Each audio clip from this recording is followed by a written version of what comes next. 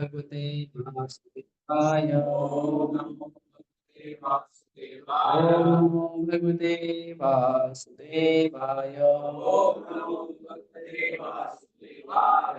ज्ञानतिग्रन्थस्य ज्ञानाञ्जनशलाकया चक्षुरुन्मिलितं येन तस्मै श्रीगुरुवे नमः। श्रीचैतन्यमनोभीष्टं स्थापितं येन भूतले स्वयं रूप कदा मह्यं ददाति स्वपदान्तिकं। वन्देऽहं श्रीगुरु श्रीयुतापदकं श्रीगुरुं वैष्णवांश। श्रीरूपं साग्रजातं सहगण रघुनाथान्वितं तं सजीवम् साद्वैतं सावधूतं परिजनसहितं कृष्णचैतन्यदेवं श्रीराधा कृष्णपादान् सहगण ललिता श्रीविशाखान्तांश्च। नमो विष्णुपादाय कृष्णपृष्ठाय भूतले श्रीमते भक्तिवेदांत स्वामिनिति नामिने। नमस्ते सारस्वते देवे गौरवाणी प्रचारिणे निर्विशेष शून्यवादी पाश्चात्य देशतारिणे। नमो विष्णुपादाय कृष्णपृष्ठाय भूतले श्रीमते भक्ति सिद्धांत सरस्वती नामिने। श्रीवासुभानवे देवी दयिताय कृपाब्धये कृष्ण संबंध विज्ञान दायिने प्रभुवे नमः। माधुर्योज्वल प्रेमाढ्य श्री रूपानुग भक्तिदा श्री गौर करुणा शक्ति विग्रहाय नमस्ते। नमस्ते गौरवाणी श्रीमूर्तये दीनतारिणे रूपानुगा विरुद्धाप सिद्धांत ध्वान्तधारिणे। नमो गौरक्षोराय साक्षात् वैराग्यमूर्तये विप्रलम्बरसान्मुक्ते पादाम्बुजाय ते नमः। नमो भक्ति विनोदाय सच्चिदानंद नामिने गौरषष्ठी स्वरूपाय रूपानुगावराय ते गौराविर्भाव भूमि स्वं निर्दिष्टा सज्जन प्रिय वैष्णव सार्वभौम श्री जगन्नाथाय ते नमः। वाञ्छाकल्पतरुभ्यश्च कृपा सिन्धुभ्येव च पतितानां पावनेभ्यश्च नमो महावदन्याय कृष्ण प्रेम प्रदायते कृष्णाय कृष्ण चैतन्य नामने गौरतुषे नमः। पंचतत्वात्मकं कृष्णं भक्तरूप स्वरूपकं भक्तावतारं भक्ताख्यं नमामि भक्तशक्तिकं। हे कृष्ण करुणा सिंधु दीनबन्धु जगत्पते गोपेश गोपिकान्त नमोस्तुते। जयतां सुरतरोर्पंगो मम मन्दामतिर्गति मत्सर्वस्य पादाम्बुजो राधा मदन मोहन दिव्यवृन्दारण्यकल्पद्रुमादः श्रीमद्रत्नाकर सिंहासनस्थौ श्रीमद्राधाशील गोविंद देव पृष्ठालिभिः सेवमानो स्मरामि। श्रीमान् रासरसारम्भी वंशी भट्टकैः स्थितः कर्षन् वेणुसुनेर्गोपी गोपीनाथाय श्रीकृष्णः। तप्त कांचन गौरांगी राधे वृंदावनेश्वरी वृषभानुसुते देवी प्रणमामि। जय श्री कृष्ण चैतन्य प्रभु नित्यानंद श्री अद्वैत गदाधर श्रीवासादि गौर। हरे कृष्णा कृष्णा कृष्णा हरे हरे हरे राम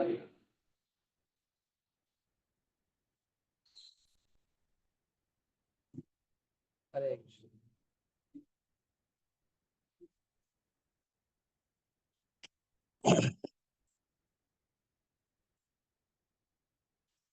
हरे कृष्णा।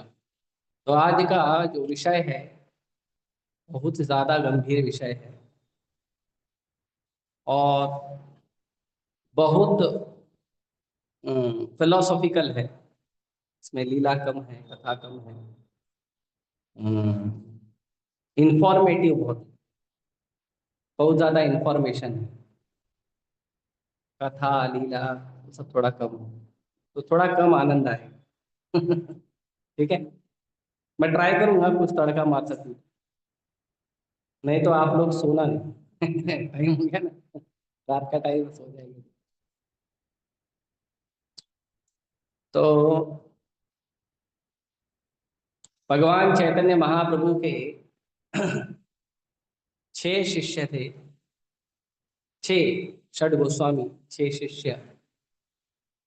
उन षड गोस्वामियों के नाम हैं श्रील रूप गोस्वामी, श्रील सनातन गोस्वामी, श्रील रघुनाथ दास गोस्वामी, श्रील रघुनाथ भट्ट गोस्वामी, श्रील जीव गोस्वामी और श्रील गोपाल भट्ट गोस्वामी। ये 6 जो महाप्रभु के शिष्य हैं, ये बहुत ही उत्तम कोटि के भक्त थे और इनकी प्रार्थना में कहा जाता है कि हमेशा भगवान के कीर्तन में लगे रहते थे, और इन्हें भगवान की कीर्तन, भगवान की भक्ति, भगवान का प्रचार, इसके अलावा ये अपने जीवन में कुछ और नहीं करते थे। हालांकि इनके जीवन का जो शुरुआत का समय था, और शुरुआत के समय पे ये जो भी गोस्वामी थे, इनमें से एक एक व्यक्ति जो है वो बहुत बड़े बड़े साम्राज्य का देखभाल करता था। जैसे इनकी प्रार्थनाओं में कहते हैं, त्यक्त्वा तूर्णमशेष मंडलपति। बहुत सारे राज्यों को, बहुत सारे गांवों को ये देखभाल करते थे ये लोग। कुछ लोग इसमें मिनिस्टर थे, फाइनेंस मिनिस्टर, प्राइम मिनिस्टर। वो जो जो थे वो बड़े जमींदार के पुत्र थे, और जमींदार की भी का भी धन का आय इतना है कि आजकल के जो वर्ल्ड के जो रिचेस्ट मैन है ना, कौन है अभी? बिल गेट्स के बाद हैं? एलोन मस्क, वो है फर्स्ट नंबर पर। ठीक है, जो भी तो जो भी है, उनसे भी ज्यादा धनी थे वो लोग। ऐसे रघुनाथ दास गोस्वामी के जो पिता थे, गोवर्धन मुजुमदार और हिरण्य मुजुमदार, उनके चाचा दोनों, उन दोनों का जो मंथली इनकम था, जो मंथली उनका कलेक्शन होता था, उनका मंथली कलेक्शन होता था लगभग 12 लाख स्वर्ण मुद्राएं, 12 लाख सोने के सिक्के कलेक्शन होता था एक महीने का, साल का नहीं। तो इस तरह से बहुत धनी थे। जब रूप गोस्वामी जब रिटायर हुए थे नवाब के राज्य से, प्राइम मिनिस्टर थे वो, तो रूप गोस्वामी को एक नाव भर के सोने के सिक्के मिले थे उनके रिटायरमेंट का प्लान। उसमें लगभग 9 लाख सोने के सिक्के थे। तो इतने धनवान थे ये सब, है ना। हमको तो 10-15 मिल गया तो हम लोग उड़ने लगेंगे हवा में राइट। पर इनके पास इतना धन था, पर भगवान की भक्ति में इतने ज्यादा लीन थे कि सारे धन को, संसार को छोड़ दिया, और क्या किए? केवल भगवान की भक्ति किए, और संसार में भगवान की भक्ति का प्रचार किया। ये जो आज हम वृंदावन देखते हैं, आज हम जाते हैं वृंदावन में, तो वृंदावन में जाके देखते हैं कि वृंदावन में कालिया घाट है, वृंदावन में द्वादश आदित्य टीला है, वृंदावन में महावन है, तालवन है, उसके बाद बरसाना है, नंदगांव है, श्याम कुंड है, राधा कुंड है, गिरिराज गोवर्धन है। गिरिराज गोवर्धन में भी बहुत सारी लीलाएं, लीला स्थली हैं। ये जो आज हम देखते हैं ना, 500 साल पहले इसमें से कुछ भी नहीं था। 5000 साल पहले जब भगवान लीला करके गए थे, तो यमुना के वेग में पूरा वृंदावन जो है छुप गया, पूरा वृंदावन गायब हो गया। ये सब वृंदावन में ये सब वस्तु नहीं दिखती थी, खाली गोवर्धन गिरिराज जी दिखते थे, वो भी लोगों को पता नहीं था कि गिरिराज कौन है। तो चैतन्य महाप्रभु स्वयं उन्होंने श्याम कुंड और राधा कुंड की खोज की कि कहाँ पे है, गोवर्धन की तलहटी में। और उन्होंने आदेश दिया था अपने इन 6 शिष्यों को कि आप जाके वृंदावन की लीला स्थली को, भगवान की लीला स्थली को प्रकट कराइए। तो ये 6 गोस्वामी गए थे वृंदावन की लीला स्थली को प्रकट कराने। इसीलिए किसी भी व्यक्ति को यदि वृंदावन की यात्रा करनी है, तो वृंदावन जाकर सबसे पहला दिन ये 6 गोस्वामियों के समाधि पे जाके प्रणाम करना चाहिए। बिना इनकी कृपा के, बिना इनके मार्गदर्शन के आप वृंदावन दर्शन नहीं कर सकते। अगर आप वृंदावन चले भी जाओगे तो वृंदावन में पत्थर देखोगे, पेड़ देखोगे, पानी देखोगे, लस्सी देखोगे, चाय देखोगे, पराठे देखोगे, वृंदावन नहीं देखोगे। गेस्ट हाउस देखोगे, गेस्ट हाउस में सुविधा है या नहीं है वो देखोगे, लेकिन आप वृंदावन नहीं देखोगे। वृंदावन देखने के लिए आपको पहला दिन वृंदावन में पहुंच के पहला दिन गोस्वामियों के समाधि में जाके प्रणाम करो। जब आप वृंदावन जाते हो तो सबसे पहले आपको एक समाधि मिलती है प्रणाम करने के लिए, और वो है हमारे अ, संस्थापक आचार्य ऐसी भक्ति वेदांत स्वामी प्रभुपाद, उनकी समाधि, उनको प्रणाम करिए, क्योंकि उनकी कृपा से हमें ये 6 गोस्वामियों की शिक्षाएं प्राप्त हुई है। उसके बाद जाइए 6 गोस्वामियों को प्रणाम करिए, और वहीं पे आपको कई मंदिर मिल जाएंगे। जैसे सनातन गोस्वामी हैं, उनकी समाधि है अ, राधा मदन मोहन मंदिर में। रूप गोस्वामी की समाधि है राधा दामोदर मंदिर में। गोपाल भट्ट गोस्वामी की समाधि है अ, राधा रमण मंदिर। ऐसे सभी गोस्वामियों की समाधि है, उनका दर्शन कर सकते हो, और भी कई आचार्य हैं। तो इसीलिए कभी भी किसी व्यक्ति को यदि भगवान का दर्शन करना है, तो भगवान का दर्शन करने के लिए डायरेक्ट जाके भगवान के विग्रह को देख के दर्शन नहीं होगा। इसीलिए आप देखेंगे जो लोग भक्ति नहीं करते हैं वो भगवान के विग्रह को देखते हैं, भगवान के विग्रह को प्रणाम भी करते हैं, और बाहर जाने के बाद बोलते हैं तो पत्थर का मूर्ति है, तो फिर प्रणाम क्यों किया गया है? लेकिन क्या करें, वो खुद को मूर्ख साबित कर देते हैं ये बात बोल के। तो भगवान का दर्शन होता है पहले भक्त को के मार्गदर्शन से। बिना भक्त के मार्गदर्शन के भगवान का दर्शन नहीं हो सकता। इसीलिए पहले भक्त का उंगली पकड़ कर चलोगे तो आपको भगवान का दर्शन होगा। भौतिक संसार में भी आप देखिए, आपको मुख्यमंत्री या प्रधानमंत्री किसी से मिलना है, या कोई बड़े आदमी से मिलना है, अंबानी से मिलना है, अडानी से मिलना है, या किसी से भी मिलना है बड़े आदमी, आप डायरेक्ट नहीं मिल सकते। आपको उसका जो पर्सनल सेक्रेटरी है, या उसका जो पर्टिकुलर जो उसका ऑफिस है, वो ऑफिस के प्रोसेस को फॉलो करना पड़ेगा। आप डायरेक्टली नहीं, वो कहीं बैठा है या कहीं जा रहा है, आप डायरेक्ट उसका आवाज देके बोला हेलो मुख्यमंत्री जी सुनो, ऐसा नहीं बोल सकते आप। ऐसा नहीं बोल सकते, और बोलोगे तो वो भी आपको हाथ दिखा के चले जाएगा, आपसे मिलेगा नहीं बात।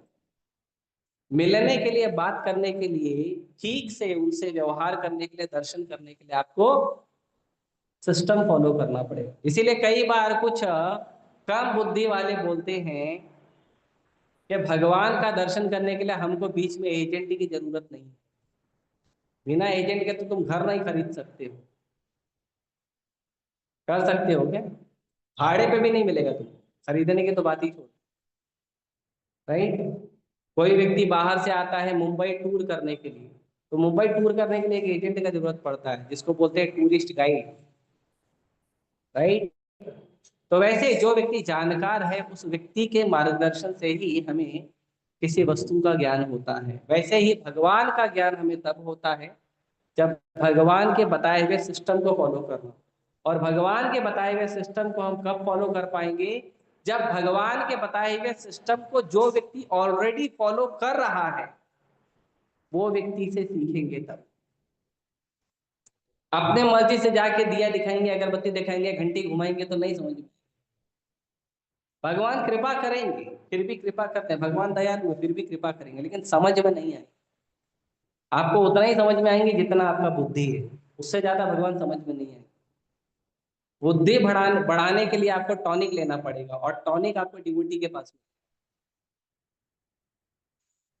इसीलिए भक्तों के मार्गदर्शन में ही भगवान का दर्शन। तो भगवान चैतन्य महाप्रभु से ऐसे सनातन गोस्वामी जेल में थे, क्योंकि सनातन गोस्वामी ने आ, क्या कहते हैं, वो बहुत बड़ा लीला है। वो केवल वो एक लीला को करूंगा तो आज का लेक्चर खत्म। तो सनातन गोस्वामी ने जो है उनको चैतन्य महाप्रभु का शरण लेना था, इसीलिए सनातन गोस्वामी ने विरोध किया। जिस राजा के यहाँ काम करते थे फाइनेंस मिनिस्टर, उस राजा का उन्होंने विरोध किया था। तो राजा मुस्लिम था, उन्होंने विरोध क्या किया था, वो बोले थे भाई मेरे को जाके भक्ति भजन करने दो, वो करने देने रहा। मुसलमान राजा था, तो उसने बोला तुमको भक्ति भजन करने नहीं मिलेगा। तो इन्होंने किसी तरह से फिर अपना जुगाड़ लगा के भक्ति भजन चालू कर दिया। राजा को पता चला चीटिंग हुआ है, तो राजा ने उठा के जेल में डाल दिया। फिर जेल से किसी तरह से ये झूठ बोलकर, और क्या कहते हैं, रिश्वत देकर किसी तरह से जेल से निकल गए। तो भक्त लोग भी ऐसा करते हैं। भगवान की भक्ति के लिए सब चलता है। अगर आपका गलत काम करने से आपके जीवन में भगवान की भक्ति की बढ़ोतरी होती है, भगवान की भक्ति के गुणों की बढ़ोतरी होती है, तो वो गलत भी सही है। और अगर आपका सही काम करने से आपके जीवन में, आपकी चेतना में भगवान की भक्ति खत्म होती है, वो अच्छा काम भी नहीं। तो सनातन गोस्वामी किसी तरह से वहां से निकले और उसके बाद लंबी यात्रा की है उन्होंने, बंगाल से होते हुए। फिर बाद में सनातन गोस्वामी चैतन्य महाप्रभु को जाके बनारस में मिले। बनारस में चैतन्य महाप्रभु को मिले और फिर चैतन्य महाप्रभु को जाके वहां पे चैतन्य महाप्रभु को उन्होंने शरणागति की। और शरणागति करके चैतन्य महाप्रभु को से उन्होंने शिक्षा प्राप्त की।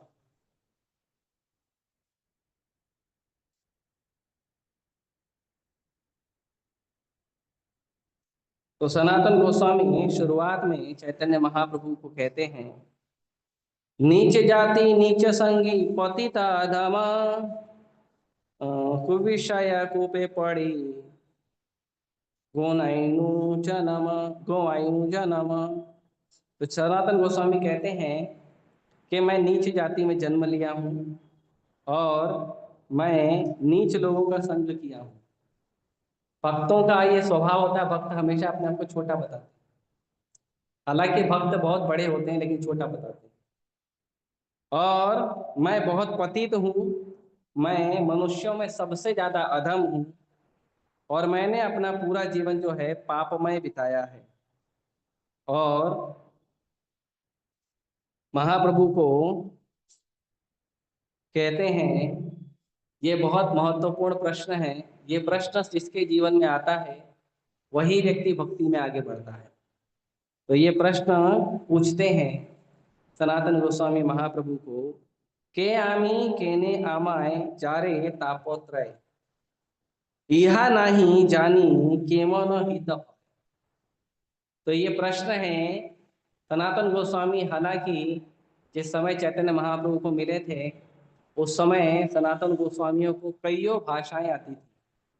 बंगाली, हिंदी, अरबी, उर्दू, फारसी, ऐसे कई भाषाएं आती थी। और वो बहुत स्कॉलर थे, सारस्वत ब्राह्मण थे। उनका जन्म सारस्वत ब्राह्मण परिवार में हुआ था। बहुत स्कॉलर थे, बहुत ज्ञानी थे और किसी का भी प्रॉब्लम होना ऐसे सॉल्व करते थे। लेकिन जब वो अपने गुरु से मिले तो अपने गुरु को जाके बोलते हैं, चैतन्य महाप्रभु भगवान भी हैं, उनके गुरु भी हैं, उनको जाके बोलते हैं, प्रभु मैं नहीं जानता कि मैं कौन हूँ, और मैं ये भी नहीं जानता कि मेरे को ये संसार के जो दुख हैं वो क्यों सता रहे हैं। जैसे हमारे जीवन में जब सुख आता है तो हम उसको बढ़िया एंजॉय करते हैं, चलो आज बर्थडे पार्टी, हरी बोल, चलो बर्थडे करेंगे, चलो आज किसी का शादी है, चलो बढ़िया, चलो आज भंडारा खाना, चलो जाएंगे, है ना। किसी ने हमको नया कपड़ा गिफ्ट कर दिया, किसी ने पेन गिफ्ट कर दिया, किसी ने आईफोन गिफ्ट कर दिया, खुश हो जाते हैं। लेकिन जब दुख आता है तो हमको समझ में नहीं आता क्यों आया, ये दुख मेरे जीवन में आया क्यों। चैंटिंग मत करो, लेक्चर सुनते समय जब नहीं करना चाहिए। मेरे जीवन में दुख आया क्यों, मैं क्यों दुखी हूं। समझ में तो आता है कि दुख आया है, मैं दुखी हूं, लेकिन ये समझ में नहीं आता ये दुख आया क्यों। और इस अज्ञान में हम दुख को खाली सह लेते हैं, लेकिन ये विचार नहीं करते हैं कि मेरे जीवन में दुख आया ही क्यों, मैं ये दुख क्यों सह रहा हूं, मेरे जीवन में सुख क्यों आया। मेरे जीवन में जो भी परिस्थितियां घट रही हैं, अच्छी या बुरी, वो क्यों हो रही हैं, मेरे से उसका क्या लेना देना है। जैसे कोई अनजान व्यक्ति आके आपको मिले तो आप उसको पूछते हो आप कौन हो, बातचीत करते हो, और फिर उसके बाद आप उसको ये भी पूछते हो कि आपको मेरा नाम, मेरा पता या मेरे से कनेक्शन किसने कराया, कौन व्यक्ति है जिसने जोड़ कर दिया आपका मेरा। जैसे मुझे कभी फोन आता है, कभी अनजाने नंबर से फोन आता है, तो मैं उसको पहला प्रश्न पूछता हूँ, आपका नाम क्या है, आप कहाँ से हो, और आपको मेरा नंबर कहाँ से मिला। ये तीन प्रश्न, ये तीन प्रश्न मैं सबसे पहले पूछता हूँ। क्योंकि पहले हमको कनेक्शन पता चलना चाहिए। जब तक कनेक्शन नहीं पता चलेगा तब तक उस व्यक्ति का हमारे लाइफ में वैल्यू क्या है, इसीलिए पूछना चाहिए। तो यही कनेक्शन हमें संसार के संबंध में भी पूछना चाहिए कि मैं कौन हूं इस संसार में। ऐसे तो हम अपने आप को जन्म लेते ही बेटा बेटी बना लेते हैं, है ना। फिर थोड़े बड़े होते हैं, फिर बेटा बेटी बनने के बाद फिर बड़े होते हैं तो देखते हैं और भी हमारे हमारे जैसे और भी लिविंग फर्नीचर है। हम एक फर्नीचर है और भी लिविंग फर्नीचर है हमारी तरफ। तो दो प्रकार के फर्नीचर होते हैं, एक डेड फर्नीचर, एक लिविंग फर्नीचर। इसको डेड फर्नीचर बोलते हैं, इसको लिविंग फर्नीचर। दोनों फर्नीचर ही है ना, क्योंकि ये इमूवेबल है और ये मूवेबल है। ये मूवेबल इसके लिए है क्योंकि इसके अंदर भगवान का अंश है, आत्मा। और ये मूवेबल नहीं है, क्यों? क्योंकि इसके अंदर आत्मा नहीं है। तो इसको कोई आत्मा पकड़ के हिलाता तो हिलता है, नहीं तो नहीं हिलता। तो जब हम थोड़े और बड़े होते हैं तो हमको दिखता है हमारे भाई हैं बहन हैं, फिर थोड़े और बड़े होते हैं तो मम्मी है, मम्मी के भी भाई बहन है, पापा के भी भाई बहन है, काका नाना चाचा मामा ताऊ, ये सब बड़ा बड़ा परिवार हो गया। फिर स्कूल में जाते हैं तो देखते हैं हमारी तरह और भी लोग हैं हमारी उम्र के, है ना। ए फॉर एप्पल पढ़ने वाले, हमटी डमटी पढ़ने वाले, है ना। हम लोग ये भी देखते हैं, टीचर से मार खाने वाले, टीचर से शाबाशी लेने वाले, राइट। तो ये सब भी हम देखते हैं। उसके बाद और बड़े होते हैं तो फिर पता चलता है कि हम लोगों को पढ़ने का इच्छा नहीं है लेकिन पढ़ाया जा रहा है, ये बोल के कि हमारा भला होगा। और माँ बाप की बात मान लेते हैं कि माँ बाप ने बोला हमारा भला होगा। ये नहीं कि पलट के देखे समाज में किसका भला हुआ है कि पढ़ाई से, वो नहीं देखते हैं। पर चले आते ठीक है, माँ बाप ने बोला भला होगा तो होगा, तो चले जाते पढ़ने के लिए। फिर पता चलता पढ़ने में कंपटीशन लगा हुआ है, और माँ बाप ही सिखाते हैं कंपटीशन करना। और कंपटीशन का जो बीज माँ बाप डालते हैं वो बीज बाद में जाके इतना बड़ा पेड़ बन जाता है कि समाज में उस कंपटीशन का नाम पड़ जाता है cut throat competition. Cut throat competition जानते हैं? कट मतलब काटना, थ्रॉट मतलब गला, गला काट प्रतियोगिता। बचपन में हमको माँ बाप डालते हैं पूरे स्कूल में फर्स्ट हुई आना, बचपन में तो माँ बाप भी डालते हैं, है ना। स्पोर्ट में फर्स्ट तुम आना, सिंगिंग में फर्स्ट तुम आना, ड्राइंग में फर्स्ट तुम आना, मम्मी पापा ही बोलते हैं कंपटीशन करो। फिर जब आगे बढ़ते हैं तो फिर वही कंपटीशन जब बड़ा पेड़ बन जाता है तो वो कंपटीशन का नाम पड़ जाता है कट थ्रॉट कंपटीशन। कंपटीशन में आगे बढ़ो, भले बाजू वाले का गला काटना पड़े चलेगा। तो हम लोग इनडायरेक्ट तरीके से, इनविजिबल तरीके से ईर्ष्या करके द्वेष करके गला काट देते हैं सामने वाले, धोखा देके। धोखा देना भी गला काटने के बरोबर ही है। संबंधों का तो गला कट ही जाता है धोखा देने से। तो इस तरह से हमारा जीवन आगे बढ़ रहा है, लेकिन हमने कभी ये जानने का प्रयास नहीं किया। किसी को किसी ने, आप जब हम छोटे से बड़े हुए, हम हमको बताया गया कि तुम्हारा नाम ये, तुम्हारा नाम मोहित है, तुम्हारा नाम धीरज है, तुम्हारा नाम पार्थ है, तुम्हारा नाम कुणाल, ये सब बताया तुम्हारा ये नाम है, राइट। तुमको ये तुम्हारा ये नाम, तो मुझे लगा मैं ही वही हूँ। नहीं, वो मैं नहीं हूँ, मेरा नाम है वो मेरा नाम है। जैसे इसका नाम है मोबाइल, लेकिन ये मोबाइल किसी कंपनी का है। तो अभी किसी को कोई पूछेगा कि आपका मोबाइल कौन सा है, मैं बोलूंगा वन प्लस, तो वन प्लस मोबाइल नहीं है, वन प्लस मोबाइल की कंपनी का नाम है। जैसे हम लोग जाते हैं किसी को बोलते हैं कि एक पेपर को एक पेपर देते हैं और उसको बोलते हैं इसका कॉपी बना के लेके आओ, तो हम जाके दुकान पे बोलते हैं जेरोक्स मार के दो। जेरोक्स जो है वो कॉपी का नाम नहीं है। जेरोक्स जो है कंपनी का नाम है जिसने जो कॉपी का सिस्टम निकाला।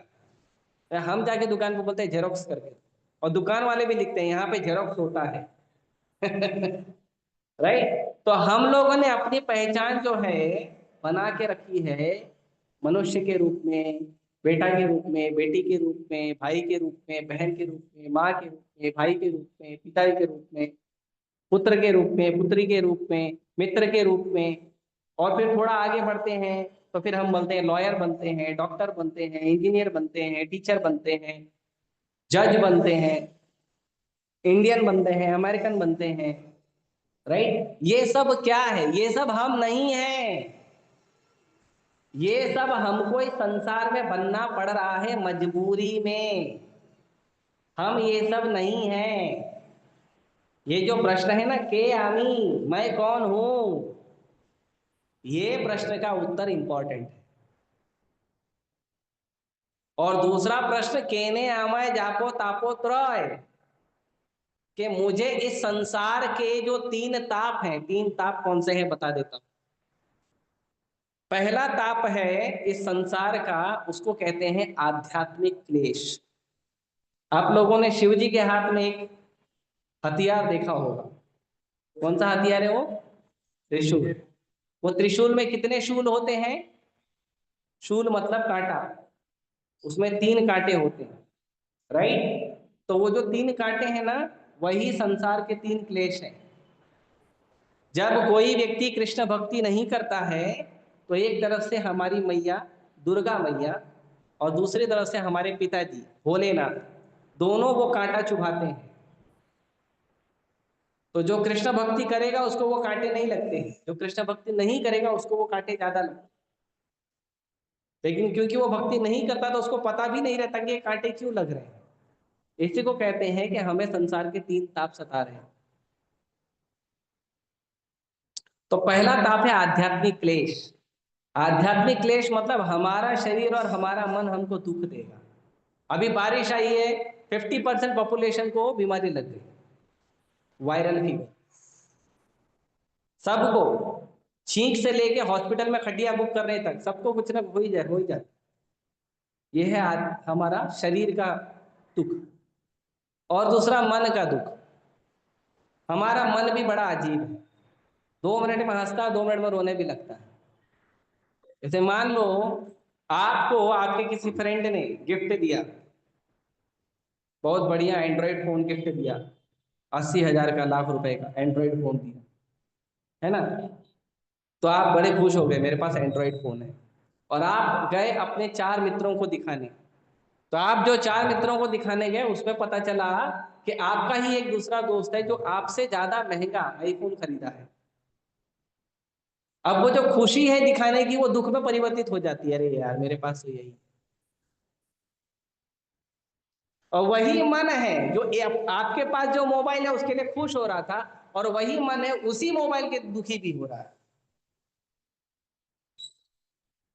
अभी जैसे प्रभु जी को मैंने बोला मुझे थोड़ा नींबू पानी चाहिए, प्रभु जी लेके आए, तो मैं खुश हो गया, वाह नींबू पानी पी। जैसे नींबू पानी को मैंने मुंह लगा, अरे यार नमक ज्यादा है। अब उसी नींबू पानी से जिससे मुझे सुख प्राप्त होना चाहिए, उसी नींबू पानी से मुझे, तो ये मन का खेल देखो।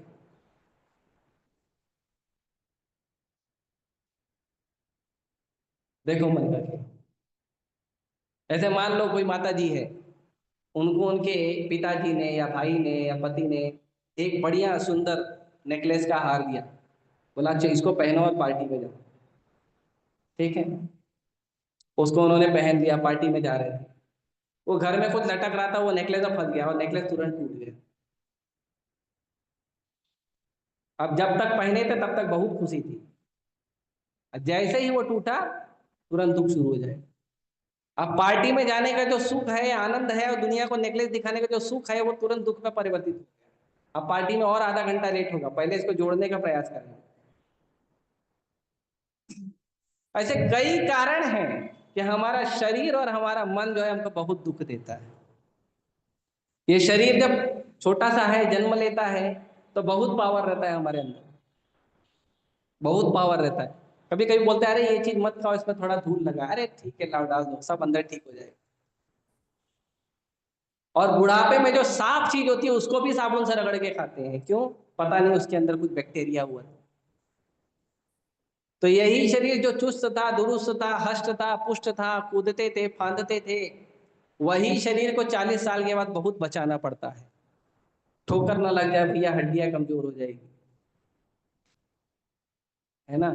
तो हमारा ही शरीर और हमारा ही मन जब दुख देता है तो उसको बोलते हैं आध्यात्मिक क्लेश। उसके बाद दूसरा क्लेश होता है आदि भौतिक क्लेश। आदि भौतिक क्लेश मतलब हमारा मन, हमारा शरीर तो हमको तकलीफ दे रहा है, दूसरे का मन और शरीर भी हमको तकलीफ दे रहा है।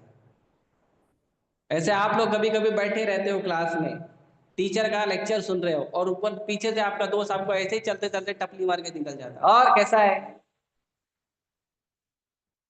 अब समझ में नहीं आता है उसको अच्छा बोलूं या बुरा बोलूं। अच्छा इसलिए क्योंकि मित्र है, उसने हमारा हालचाल पूछा, और बुरा इसलिए ध्यान दे रहा था मैं लेक्चर में, टपली मार के चले गए। फिर कभी मच्छर काट लेता है, कभी खटमल काट लेता है, कभी कॉकरोच परेशान करता है। ये क्या है? दूसरा शरीर है, आपका शरीर नहीं। आपका शरीर, आपका मन तो आपको तकलीफ दे रहा है। सड़क पर चल रहे हो, किसी ने ठोकर मार दिया, ट्रेन में चल रहे हो, किसी ने पैर दबा दिया, उसके बाद न्यूज अलग आती है, कहीं चोरी हो रही है, कहीं डकैती हो रही है, कहीं टेररिस्ट अटैक हो रहा है, किसी का घर बुलडोजर से गिराया जा रहा है। तो ऐसे कई सारे दुख होते हैं। ये होता है आदि भौतिक क्लेश। दूसरे का शरीर, दूसरे का मन हमको तकलीफ देता है। ये दो क्लेश हो गए। इसलिए तो सबके जीवन में होता है, ये सब होता है ना। ठीक है, मतलब मैं नॉर्मल लोगों से बात नहीं, मुझे लगा इनमें से कोई शुद्ध भक्त होगा तो पहले प्रणाम करके फिर आगे बढ़ूंगा ना, आशीर्वाद लेके। तो तीसरा क्लेश होता है, अब हमारा मन हमारा शरीर हमको तंग किया, संसार में दूसरे जीव जंतु भी हमको तंग कर रहे हैं, उसके बाद देवी देवता भी छोड़ते नहीं,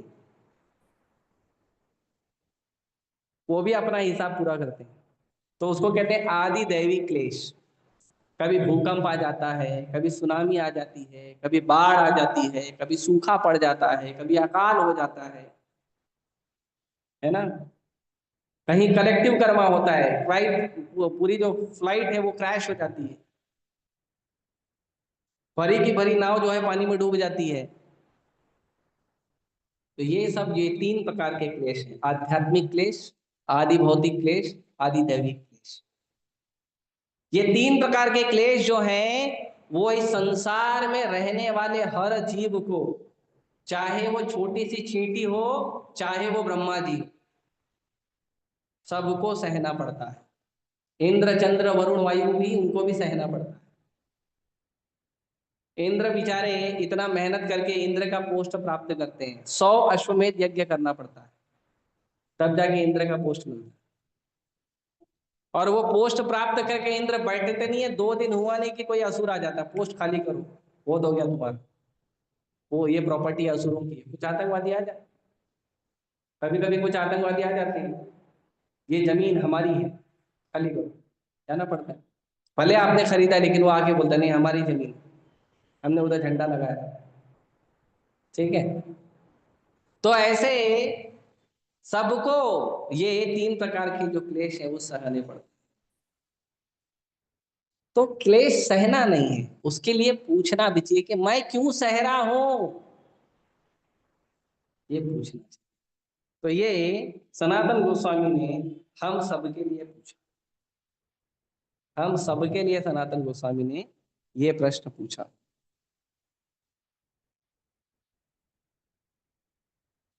और आगे कहते हैं,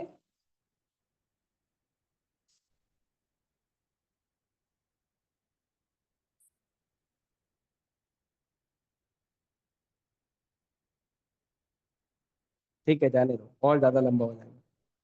तो भगवान चैतन्य महाप्रभु फिर उनको शिक्षा देना शुरू करते हैं, और भगवान चैतन्य महाप्रभु बताते हैं कि संसार में जितने भी जीव हैं, जितने भी लिविंग एंटिटी हैं, 84 लाख प्रकार के शरीर होते हैं। तो जो भी जीव इस संसार में आता है उसको 84 लाख प्रकार का शरीर, अलग अलग शरीर दिया जाता है। जब कोई जीव संसार में सबसे पहले आता है तो उसको सबसे पहले ब्रह्मा जी का शरीर दिया जाता है। मतलब हम लोग सब ब्रह्मा बने हैं एक बार, एक बार या कितना बार बने मालूम नहीं, पर ब्रह्मा बने हैं। ब्रह्मा बन के अगर वो भगवान कृष्ण की शुद्ध भक्ति करते हैं तो ब्रह्मा के पोस्ट से वापस वैकुंठ में चले जाते हैं। लेकिन हम लोगों ने ब्रह्मा बन के गड़बड़ी की थी, इसके लिए फिर ब्रह्मा बने, फिर देवी देवता बने, फिर इंसान बने, फिर पशु बने, फिर 84 लाख योनि में थपेड़ा खाते खाते, ठोकरे खाते खाते, मार खाते खाते अभी फिर से किसी तरह से हमें किसी वैष्णव के साधु की कृपा से इंसान का शरीर मिला है, और इसमें भी हम सोचते हैं प्रभु जी थोड़ा कंसेशन दे दो, भक्ति में बहुत ज्यादा तपस्या करा रहे हो, है ना। इसमें भी हम कंसेशन पूछते हैं। लेक्चर के बाद लोग पूछते हैं प्रभु जी आपने ये बोला था लेकिन हमसे नहीं होता क्या करें नहीं होता तो भाई क्या करूं हाँ? ठीक है, फिर भी आप देखते हैं कुछ कंसेशन देता तो बता दें। तो जो जीव है वो नाना प्रकार के शरीर में भटकता है, और ये जो जीव है भगवान की सबसे पहले तीन प्रकार की विशेष शक्तियां होती हैं। तीन प्रकार की विशेष शक्ति होती है। एक शक्ति होती है भगवान की आध्यात्मिक शक्ति, जो भगवान का धाम है, भगवान का भक्ति है, ये सब आध्यात्मिक शक्ति में। दूसरी शक्ति है बहिरंगा शक्ति, मटीरियल एनर्जी, जिसे नेचर कहते हैं अंग्रेजी भाषा। तो ये जो नेचर या मटेरियल एनर्जी है, ये दूसरी शक्ति है। ये इंफीरियर एनर्जी है। इंफीरियर मतलब ये भ्रम में डालने वाली शक्ति है। भौतिक संसार झूठ नहीं है, भ्रम है। इसीलिए भौतिक संसार को कहते हैं माया। माया मतलब माँ मतलब नहीं, वो वस्तु जो नहीं है, वो वस्तु जो नहीं है उसी को सत्य मान के हम आगे बढ़ते हैं। जैसे हम लोगों को सिखाया जाता है पढ़ाई लिखाई कर लो अच्छी नौकरी मिलेगी, वो ग्रेजुएशन के बाद पता चलता है पेपर लेके घूमना पड़ेगा, अपने आप नौकरी नहीं मिलती, और जाके बोलना पड़ता है रिक्वेस्ट करके, लाइन लगा के, इंटरव्यू दे के। पहले तो इतने ज्यादा इंटरव्यू नहीं होते थे, पहले एक दो इंटरव्यू में क्रैक हो जाता था, अभी तीन तीन इंटरव्यू, चार चार इंटरव्यू होते हैं। प्रभु जी मेरा पहला राउंड हुआ, अभी दूसरा राउंड हुआ, अभी तीसरा राउंड हुआ, अभी चौथा राउंड हुआ। अरे उससे अच्छा 16 राउंड करो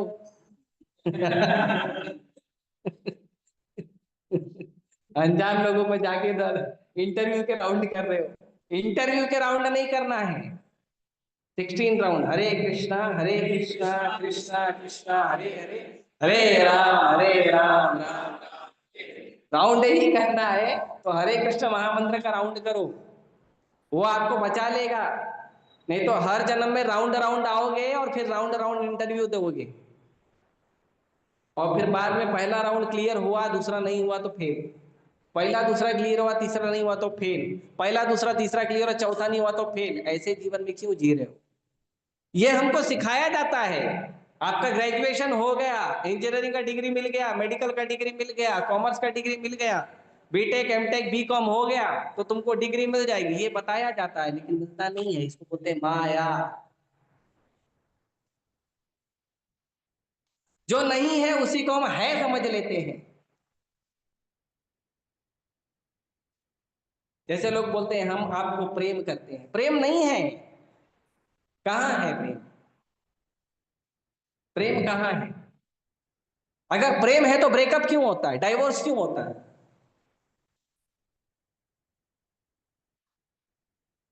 प्रेम है तो ब्रेकअप शब्द नहीं होना चाहिए, डाइवोर्स शब्द नहीं होना चाहिए। सनातन संस्कृति में इसका शब्द नहीं है।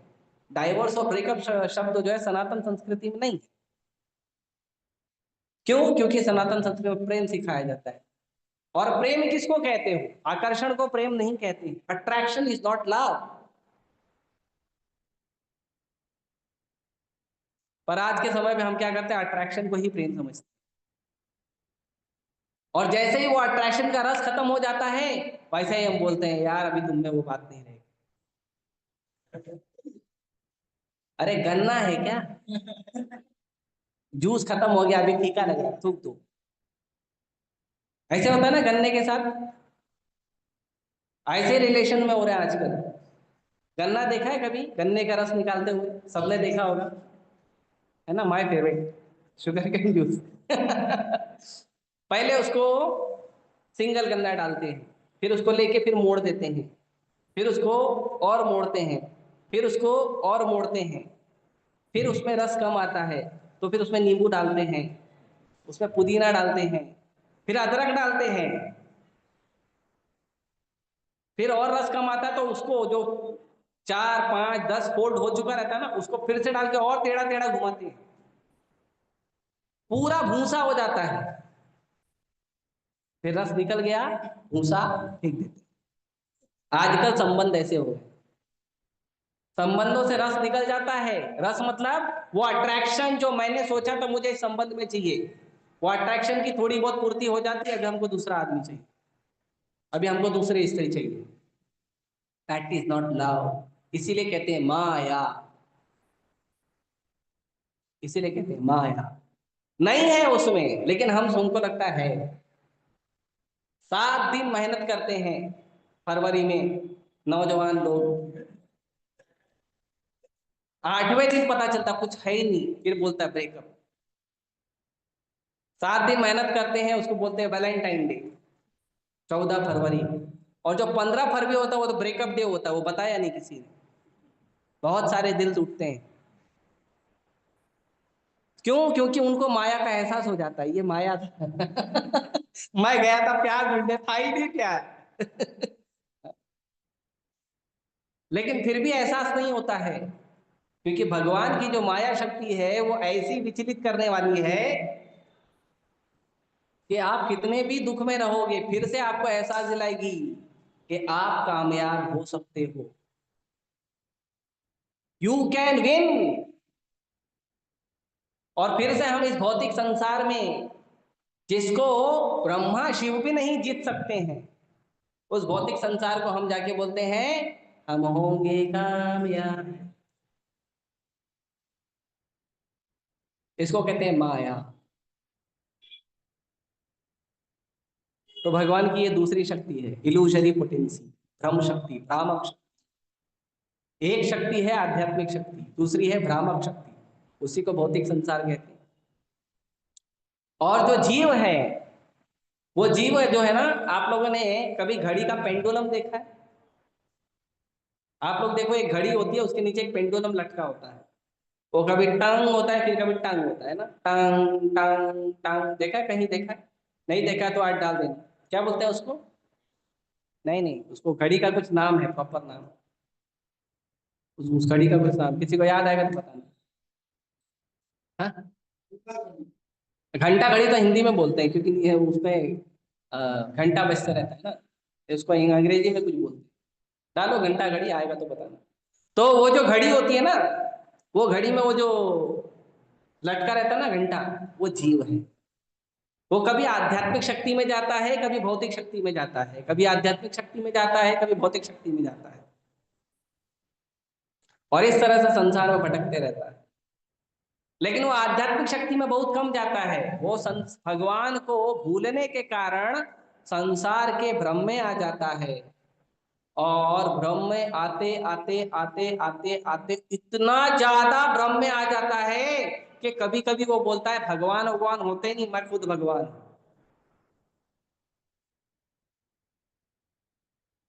ये भ्रम की शक्ति का पावर देखिए,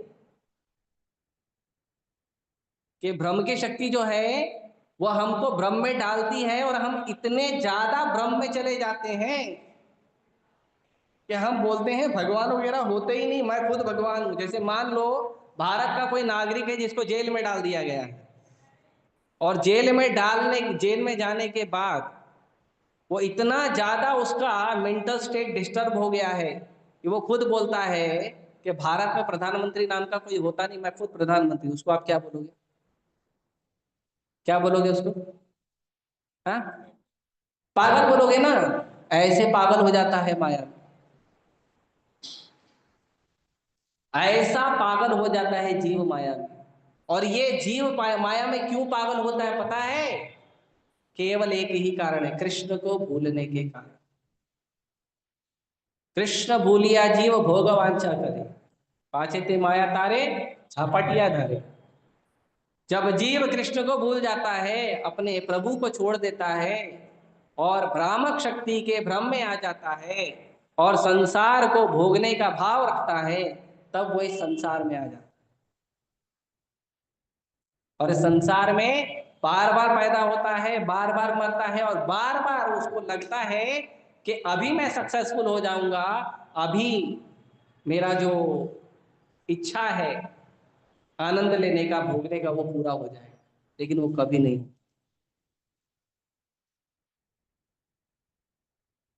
तो भगवान की जो शक्तियां हैं इस तरह से, फिर उसके बाद आगे बताते हैं भगवान चैतन्य महाप्रभु आगे बताते हैं कि भगवान की जो शक्तियां हैं उन शक्तियों में ही हमारी जो इंद्रियां हैं उसका निर्माण होता है, इंद्रियों के आकर्षण निर्माण होते हैं, इंद्रियों के विषय निर्माण होते हैं, और इस तरह से जीव जो है संसार में धीरे धीरे धीरे धीरे भटक जाता है।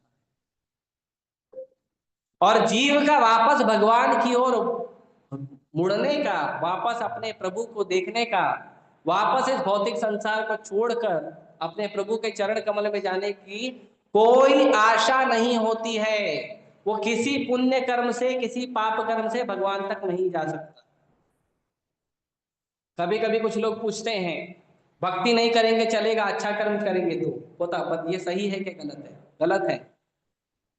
कितना भी अच्छा कर्म करोगे आपको भक्ति नहीं मिलेगी कृष्ण की। क्यों? क्योंकि अच्छा कर्म भी आपको भौतिक संसार में ही लेके आएगा। इसीलिए भगवान के जो भक्त होते हैं उनके लिए पाप तो पाप होता है, उनके लिए पुण्य भी पाप होता है, क्योंकि पुण्य के वजह से भी वापस संसार में ही आना पड़ेगा, पुण्य तो भोगना है ना। जैसे पाप करोगे तो पाप का फल भोगना है, वैसे पुण्य करोगे तो पुण्य का भी फल भोगने के लिए आना ही पड़ेगा। फिर पाप किया तो फिर नरक जाना पड़ेगा।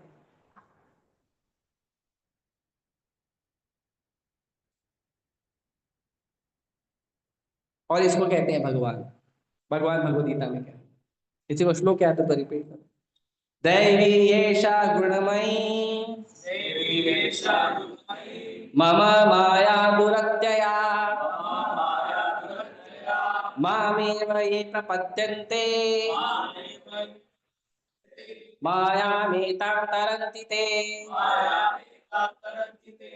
भगवान कहते हैं ये जो तीन गुणों वाली माया है, वो तीन शूल नहीं, तीन गुण, इसके अंदर तीन गुण होते हैं, सतोगुण रजोगुण तमोगुण।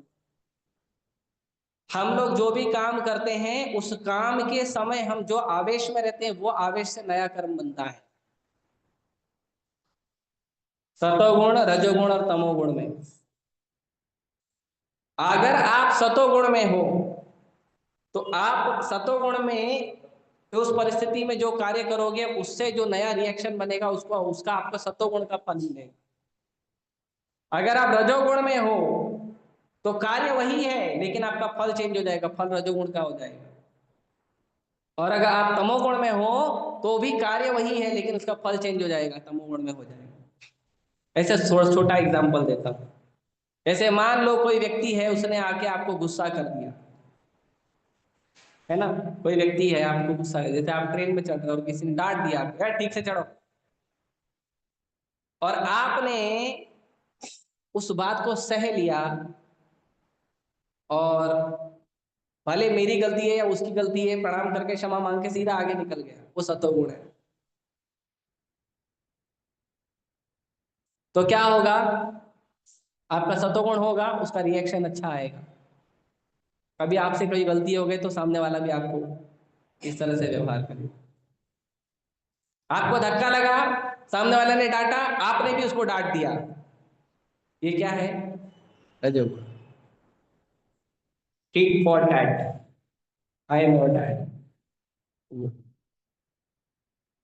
और सामने वाले ने डांटा और आपको लगा मैं बड़ा आदमी, पकड़ के घूंसा मार दिया उसको, ये है तमोगुण। तो ये हम, परिस्थिति एक ही है, एक व्यक्ति से धक्का लगना और वो व्यक्ति दुखी होकर आपको कुछ बोल दिया, लेकिन आपका रिएक्शन जो है वो आने वाले समय पे नए कर्म निर्माण करता है। इसीलिए हम जो अभी जीवन जी रहे हैं वो पुराने कर्म अनुसार है, और अभी जो जीवन जी रहे हैं उससे नया कर्म निर्माण कर रहे हैं, तो चक्र कभी रुकेगा नहीं। चक्र रोकने का तरीका यही है, जो इंटेलिजेंट है, स्मार्ट है, वो तीनों गुणों के चक्कर को जानता है। भगवान भगवत गीता में अर्जुन को कहते हैं, अर्जुन, जो व्यक्ति इन तीन गुणों के अनुसार पूरी प्रकृति को देखता है वही असली में देखता है, बाकी सब अंधे हैं। अब देखो संसार में कितने अंधे हैं, सब अंधे हैं।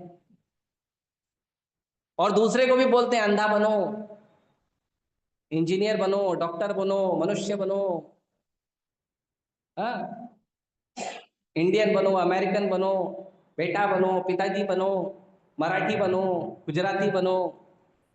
ये सब वही है, जानबूझ के अंधा बनने का प्रयास करते हैं। और हमको अंधा बनाने वाले नेता लोग भी अवेलेबल हैं। इसीलिए भागवतम में कहा गया अंधा यथा अंधे रूपनीय माना। संसार में एक अंधा जो है बहुत सारे अंधे को लीड करके चल रहा है। वो एक अंधा तो जाएगा खाई में मरेगा, वो बाकी लोगों को भी लेके जाके मरेगा।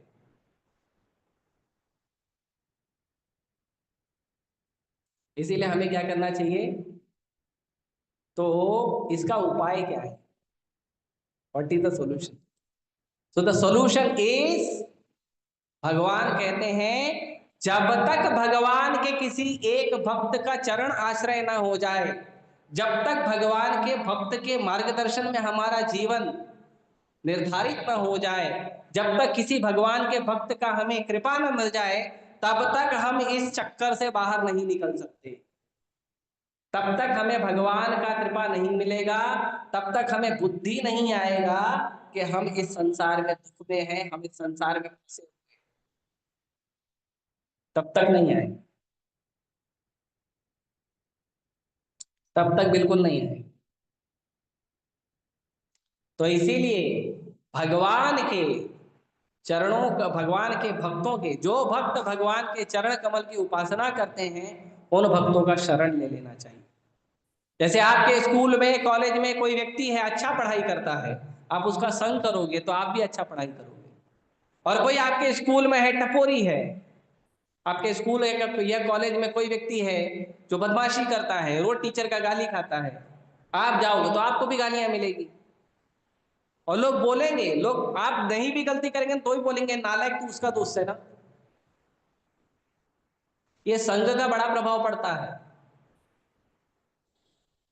इसीलिए 24 घंटा, हर क्षण हर समय हमें पूरा ध्यान रखना चाहिए हम संघ किसका कर रहे हैं। और हर क्षण हर समय हमें ध्यान रखना चाहिए, बहुत सावधान रहना चाहिए कि जो लोग अच्छे गुणों वाले हैं उनसे संग ज्यादा करें, और जो बुरे गुणों वाले हैं उनका संग कम करें। और ये बात केवल इंसानों की नहीं है, ये बात हर उस वस्तु की है जिस वस्तु से हमें बुरा गुण मिलता है, अच्छा गुण मिलता है। जैसे कोई व्यक्ति मोबाइल देख रहा है, टीवी देख रहा है, मूवी देख रहा है, उसमें भी उसे ध्यान रखना चाहिए कि जिन वस्तु से हमारा, हमारे जीवन में वैष्णव के गुण आएंगे, भक्तों के गुण आएंगे, सदाचारी के गुण आएंगे, केवल उन्हीं वस्तु को देखना है, उन्हीं वस्तु के साथ संबंध बनाना है। और जिनसे इसके विपरीत गुण आते हैं उन चीजों को छोड़ना शुरू कर देना चाहिए। और पूरा डेडिकेशन से, पूरे ध्यान से भगवान को रोज प्रार्थना करना चाहिए कि भगवान एक भक्त आपके चरण कमलों में आसक्त एक भक्त का मेरे साथ कनेक्शन करवा दो प्लीज, एक भक्त का करा दो, और मैं उसका संग करके एक अच्छा व्यक्ति बन जाऊं। रोज प्रार्थना करना चाहिए, क्योंकि सनातन गोस्वामी का ही एक लीला है। एक बार एक व्यक्ति शिव जी का बहुत महान भक्त था, तो शिव जी को प्रार्थना किया, बहुत बढ़िया तपस्या किया, तो शिव जी प्रसन्न हो गए। शिव जी आशुतोष है, फटक से प्रसन्न हो जाते हैं। पूरे 33 करोड़ देवी देवता में सबसे फास्ट सर्विस जो है, prompt active service, Bholenath ji का, इमीडिएटली अवेलेबल हो जाते हैं। एक लोटा पानी डाल दो, ये साहब अवेलेबल। तो शिव जी की प्रार्थना करें, और शिव जी प्रकट हुए, तो शिव जी बोले बताओ क्या चाहिए। तो उसने बोला कि मुझे संसार का सबसे बहुमूल्य धन चाहिए, ऐसा धन जो इस समय संसार में किसी के पास नहीं है, ऐसा एक सर्वोत्तम बहुमूल्य धन चाहिए। शिव जी बोले अच्छा। तो शिव जी बोले देखो मैं तो नहीं दूंगा, मैं तुमको रास्ता बताता हूँ, तुम वहां पे जाओ। भगवान के जो भक्त होते हैं ना वो चतुर होते हैं, थोड़ी तपस्या करवाते हैं, तपस्या करने से मन शुद्ध होता है। ये जो बोलते हैं ना एकादशी क्यों करना चाहिए, जन्माष्टमी क्यों करना चाहिए, 16 माला क्यों करना चाहिए, ग्रंथों को क्यों पढ़ना चाहिए, ये सब तपस्या है। और ये कौन सी तपस्या है? तपो दिव्यम, दिव्य तपस्या है, जिससे हम बहुत फास्ट शुद्ध होंगे। तो शिव जी क्या किए? बोले जाओ सनातन गोस्वामी के पास जाओ, वृंदावन में मिलेंगे। और ये जो गोस्वामी लोग रहते थे ना, इनका कोई परमानेंट एड्रेस नहीं रहता था। ये आज एक पेड़ के नीचे रहते, कल दूसरे पेड़ के नीचे चले जाते, कोई परमानेंट एड्रेस नहीं रहता था। तो ये ढूंढते ढूंढते किसी तरह पहुंच गया सनातन गोस्वामी के पास, उनको दंडवत प्रणाम किए और उनको बताया कि मैं शिव जी का बड़ा महान भक्त हूँ और शिव जी ने मुझे आपके पास भेजा है, आपका नाम लो। तो सनातन गोसाई बोले बोलिए। तो उन्होंने कहा मैंने शिव जी से बोला था कि मुझे संसार का सबसे बहुमूल्य धन चाहिए, और उन्होंने कहा आपके पास है, तो मुझे वो प्लीज दे दो, मैं आपका बहुत आभारी रहूंगा। तो सनातन गोसाई बोले वहां पे वो जो कचरे का डब्बा रखा है ना, वो कचरे के डब्बे के अंदर तुमको पारसमणि मिलेगा। क्या मिलेगा? पारसमणि। जो लोहे को टच करोगे तो लोहा सोना बन जाता है। बोले वो सबसे अमूल्य धन है पूरे संसार का, उसको ले और चले जाओ। वो गया, पारसमणि मिला, वाह वेरी नाइस, खुश हो गया और खुशी खुशी नाचते गाते आ रहा था।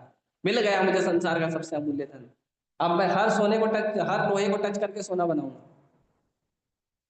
शिव जी बोले गधा कहीं। शिव जी फिर आए ब्राह्मण के रूप में, उसको बोले महाराज, महाराज कहाँ जा रहे हो, बड़े खुश लग रहे हो। बोले मुझे संसार का सबसे अमूल्य धन मिल गया है, शिव जी की कृपा से, सनातन गोस्वामी की कृपा से मिला है। ये क्या मिला है? तो बोला ये पारसमणि। ये पारसमणि सनातन गोस्वामी ने कहाँ रखा था ये तो बताओ। बोले कचरे में। तो ब्राह्मण देवता शिव जी बोले कि आप सोचो, वो व्यक्ति ने पारसमणि को कचरे में रखा था, मतलब इससे भी ज्यादा बहुमूल्य धन उसके पास है। तुमने सोचा ये बात? नहीं, ये तो सोचा ही। दिमाग लगाना चाहिए ना। अभी कोई मुझे बोलेगा मुझे ये XYZ वस्तु दो, मैं बोलूंगा बाहर जाओ कचरे मिल जाएगा। तो आप बोलोगे ना कचरे में वो सामान रखा है जो मुझे चाहिए, तो इससे ज्यादा वैल्यूएबल, इससे ज्यादा बहुमूल्य धन आपके पास होगा तो वो दो ना। राइट, पूछना चाहिए, क्योंकि बात बहुमूल्य धन की भी है, बात पर्टिकुलर प्रोडक्ट की नहीं हुई। तो ब्राह्मण दे दो, जाओ वापस यू टर्न मारो सीधा भागो। तो यू टर्न मार के तुरंत गए वो, और फिर दंडवत प्रणाम कर दिए सनातन गोस्वामी को। सनातन गोस्वामी बोले बोले क्या हुआ, आप क्यों आए हो? बोले आपने कृपा किया मुझे, बरोबर है, लेकिन एक चीज समझ में नहीं आई, उस समय समझ में नहीं आया, बाद में मेरा ट्यूबलाइट चला कि ये जो संसार का सबसे बहुमूल्य धन है पारसमणि, इसको रखा था आपने कचरे में। आपने कचरे में रखा था, मतलब आपके पास इससे ज्यादा बहुमूल्य धन है, क्या वो मुझे दे सकते हो? तो सनातन गोस्वामी बोले दे सकता हूं, लेकिन उसके लिए तुमको ये पारसमणि को जाके यमुना में फेंकना पड़े, तब तो दूं, नहीं तो नहीं दूं। तो ठीक, तो गया तुरंत फेंक दिया यमुना। आया फिर दंडवत किया, बोला आप दीजिए। तो सनातन गोस्वामी ने उनको एक माला दिया, एक माला, ऐसा एक माला दिया उनको, और उनको बोला इस माला पे जप करना है। क्या करना है? जप। क्या जप करना है? हरे कृष्णा हरे कृष्णा कृष्णा कृष्णा हरे हरे, हरे राम राम। उन्होंने कहा ये चिंतामणि है। पारसमणि से ज्यादा बहुमूल्य है चिंतामणि। पारसमणि अगर किसी लोहे को छूता है तो सोना बना देता है, चिंतामणि किसी को भी छूता है तो चिंतामणि वापस बना देता है। पारसमणि लोहे को छुएगा तो सोना बनाएगा, सोने को छुएगा तो फिर सोना कुछ नहीं बन सकता। लेकिन चिंतामणि ऐसा है, भगवान के भक्त ऐसे हैं, भगवान के भक्त जिसको छू लिए उसको भी भक्त बना देते हैं। वो भी तिलक लगा के कंठी पहन के घूमता है, वो भी बोलता है chant Hare Krishna and be happy. तो भगवान के भक्त चिंतामणि है, दूसरे को भी चिंतामणि बनाते हैं। इससे बड़ा धन अवेलेबल नहीं है पूरे सृष्टि में, फिर वो भक्त बन गए। तो हम लोगों को, हम जो आदत है संसार में सबसे बड़ा बनना है, बड़ा धन लेना है, ये करना है, वो करना है, वो आदत फाइनली खत्म होती है जब हमें भगवान की कृपा प्राप्त होती है, किसी साधु की कृपा प्राप्त होती है। साधु का आशीर्वाद मिलेगा तब जाके भगवान के चरण कमल मिलेंगे, नहीं तो नहीं मिलेंगे। दुर्वासा मुनि भक्त के चरण में अपराध किया, अम्बरीश महाराज के, सुदर्शन पीछे लग गया। दुर्वासा मुनि सच अ पावरफुल पोटेंशियल पर्सनालिटी, वो ब्रह्मा जी के पास भी पहुंच गए, शिव जी के पास भी पहुंच गए, यहां तक के वैकुंठ लोक में चले गए सातों द्वार पार करके। और शिव जाके भगवान विष्णु को कहते हैं, अपने सेवक को रोकिए, सुदर्शन पीछे से आ रहा है। भगवान ने कहा I am sorry, I can't help you. तो दुर्वासा मुनि एकदम शॉक हो गए, क्यों मेरी मदद नहीं कर सकते आप?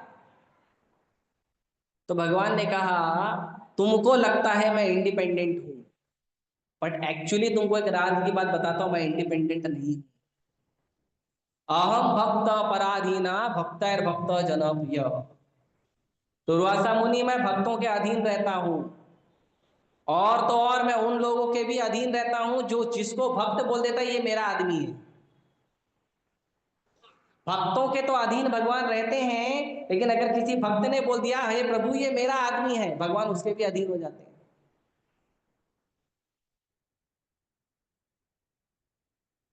बोला ठीक है, समझ में आ गया फिलोसॉफी, अभी सॉल्यूशन बताओ।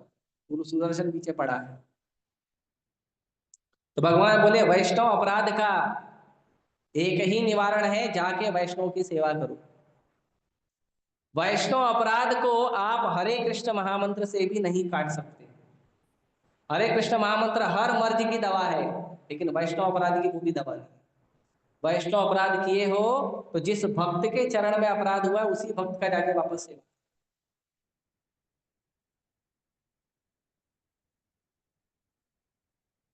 तो भगवान के जब भक्तों की कृपा मिलती है तब जाके भगवान का कृपा प्राप्त होता है, नहीं तो नहीं। इसीलिए आप जितने भी महाजन देखो, 12 महाजन है, स्वयंभू नारद शंभु कौमारक पद्म, प्रहलादो जनको भीष्म बलि व्यास कीरय, सारे के सारे महाजन जो हैं वो किसी न किसी गुरु, किसी न किसी भक्त की कृपा से ही आगे बढ़े हैं। और जब उनको कहा, भगवान प्रकट होके पूछे कि कुछ वरदान मांगो, तो उन्होंने हाथ जोड़ के एक ही वरदान मांगा, प्रभु आपके भक्तों का संग कभी दूर मत करिए। तो चैतन्य महाप्रभु की शिक्षाओं में एक शिक्षा ये है। उसके बाद चैतन्य महाप्रभु बताते हैं, उसके बाद बहुत ज्यादा डिटेल है। चैतन्य महाप्रभु बताते हैं कि भगवान किस तरह से अपना विस्तार करते हैं और किस तरह से भगवान के विभिन्न अवतार होते हैं। तो भगवान के अवतारों में, भगवान के अवतार के 6 प्रकार के अवतार होते हैं। 6 प्रकार के अवतार।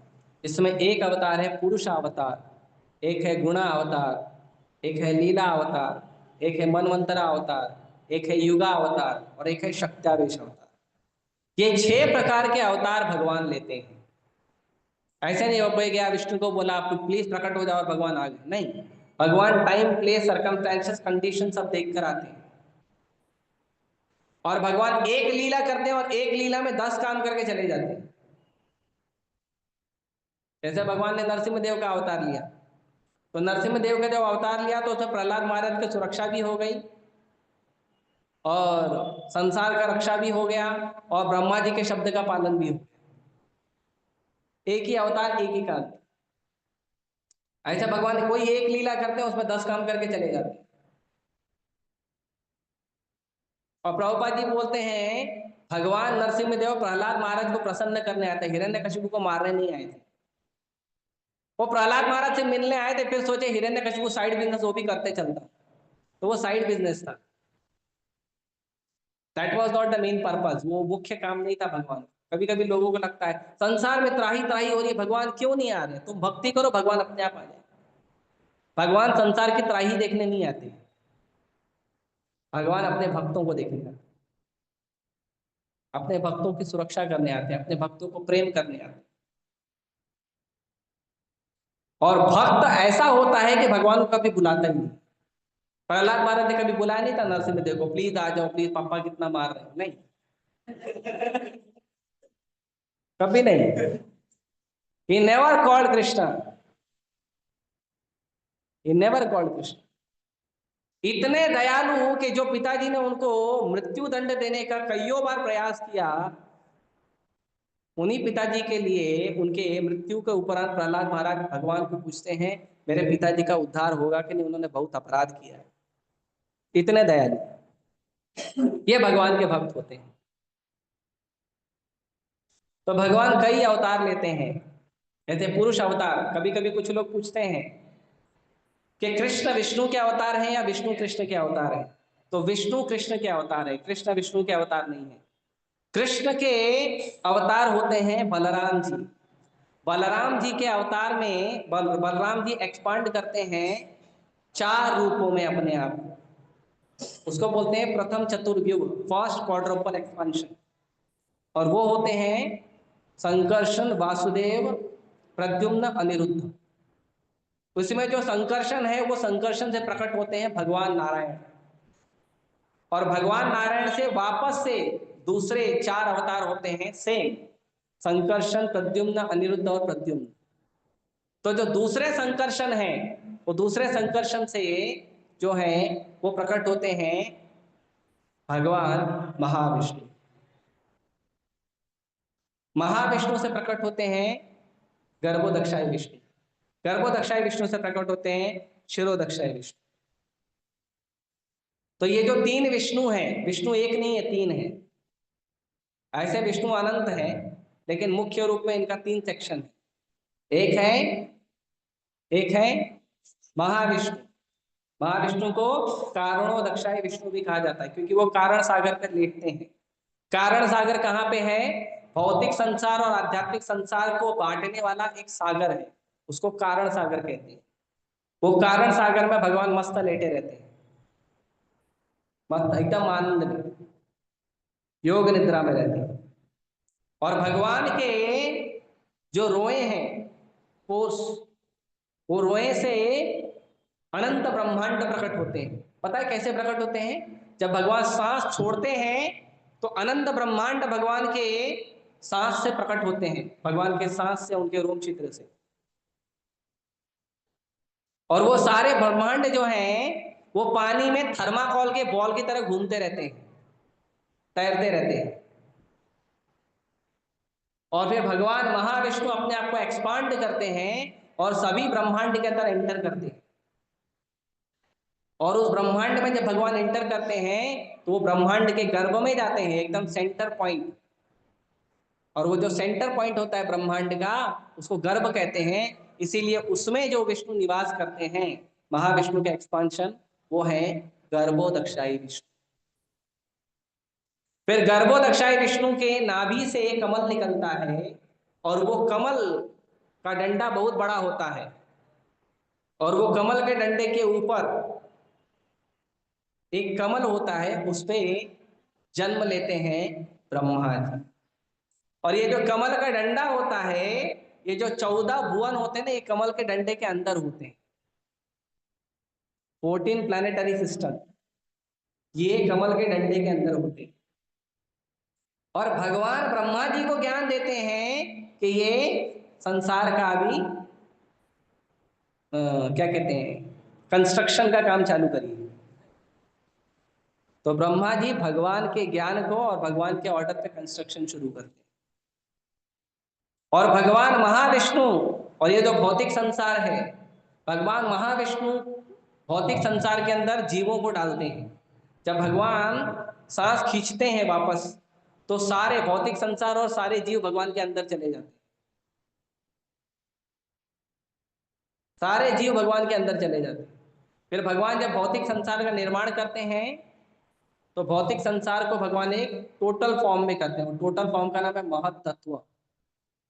और भगवान प्रकट करते हैं माया देवी, एक्सटर्नल एनर्जी। और फिर भगवान क्या करते हैं, भगवान संसार के अंदर बहुत जो जीव हैं उन जीवों को संसार में डाल देते हैं। अब संसार में एक्टिविटी करेगा, बाहर जाएगा, कुछ करेगा। और फिर ब्रह्मा जी को इंस्ट्रक्शन करते हैं संसार का कंस्ट्रक्शन करो और सबको अपना अपना पोस्ट पोजीशन दे दो। इस तरह से तो पहला अवतार है वो है पुरुषावतार। इसी तरह से एक और अवतार होता है मनवंतरा अवतार। मनवंतरा अवतार ब्रह्मा जी के एक दिन में, 100 साल में नहीं, ब्रह्मा जी के एक दिन में 12 घंटे ब्रह्मा जी छुट्टी पे रहते हैं, सोना खाना पीना साधना भजन वो करते हैं। और 12 घंटा जो ब्रह्मा जी हैं वो उनका दिन होता है। वो 12 घंटे के अंदर 1000 चतुर्युग होते हैं, 1000। वो 1000 चतुर्युग को बांटा गया है 71 71 करके 14 भागों। तो ब्रह्मा जी के एक दिन में 14 मनु आते हैं।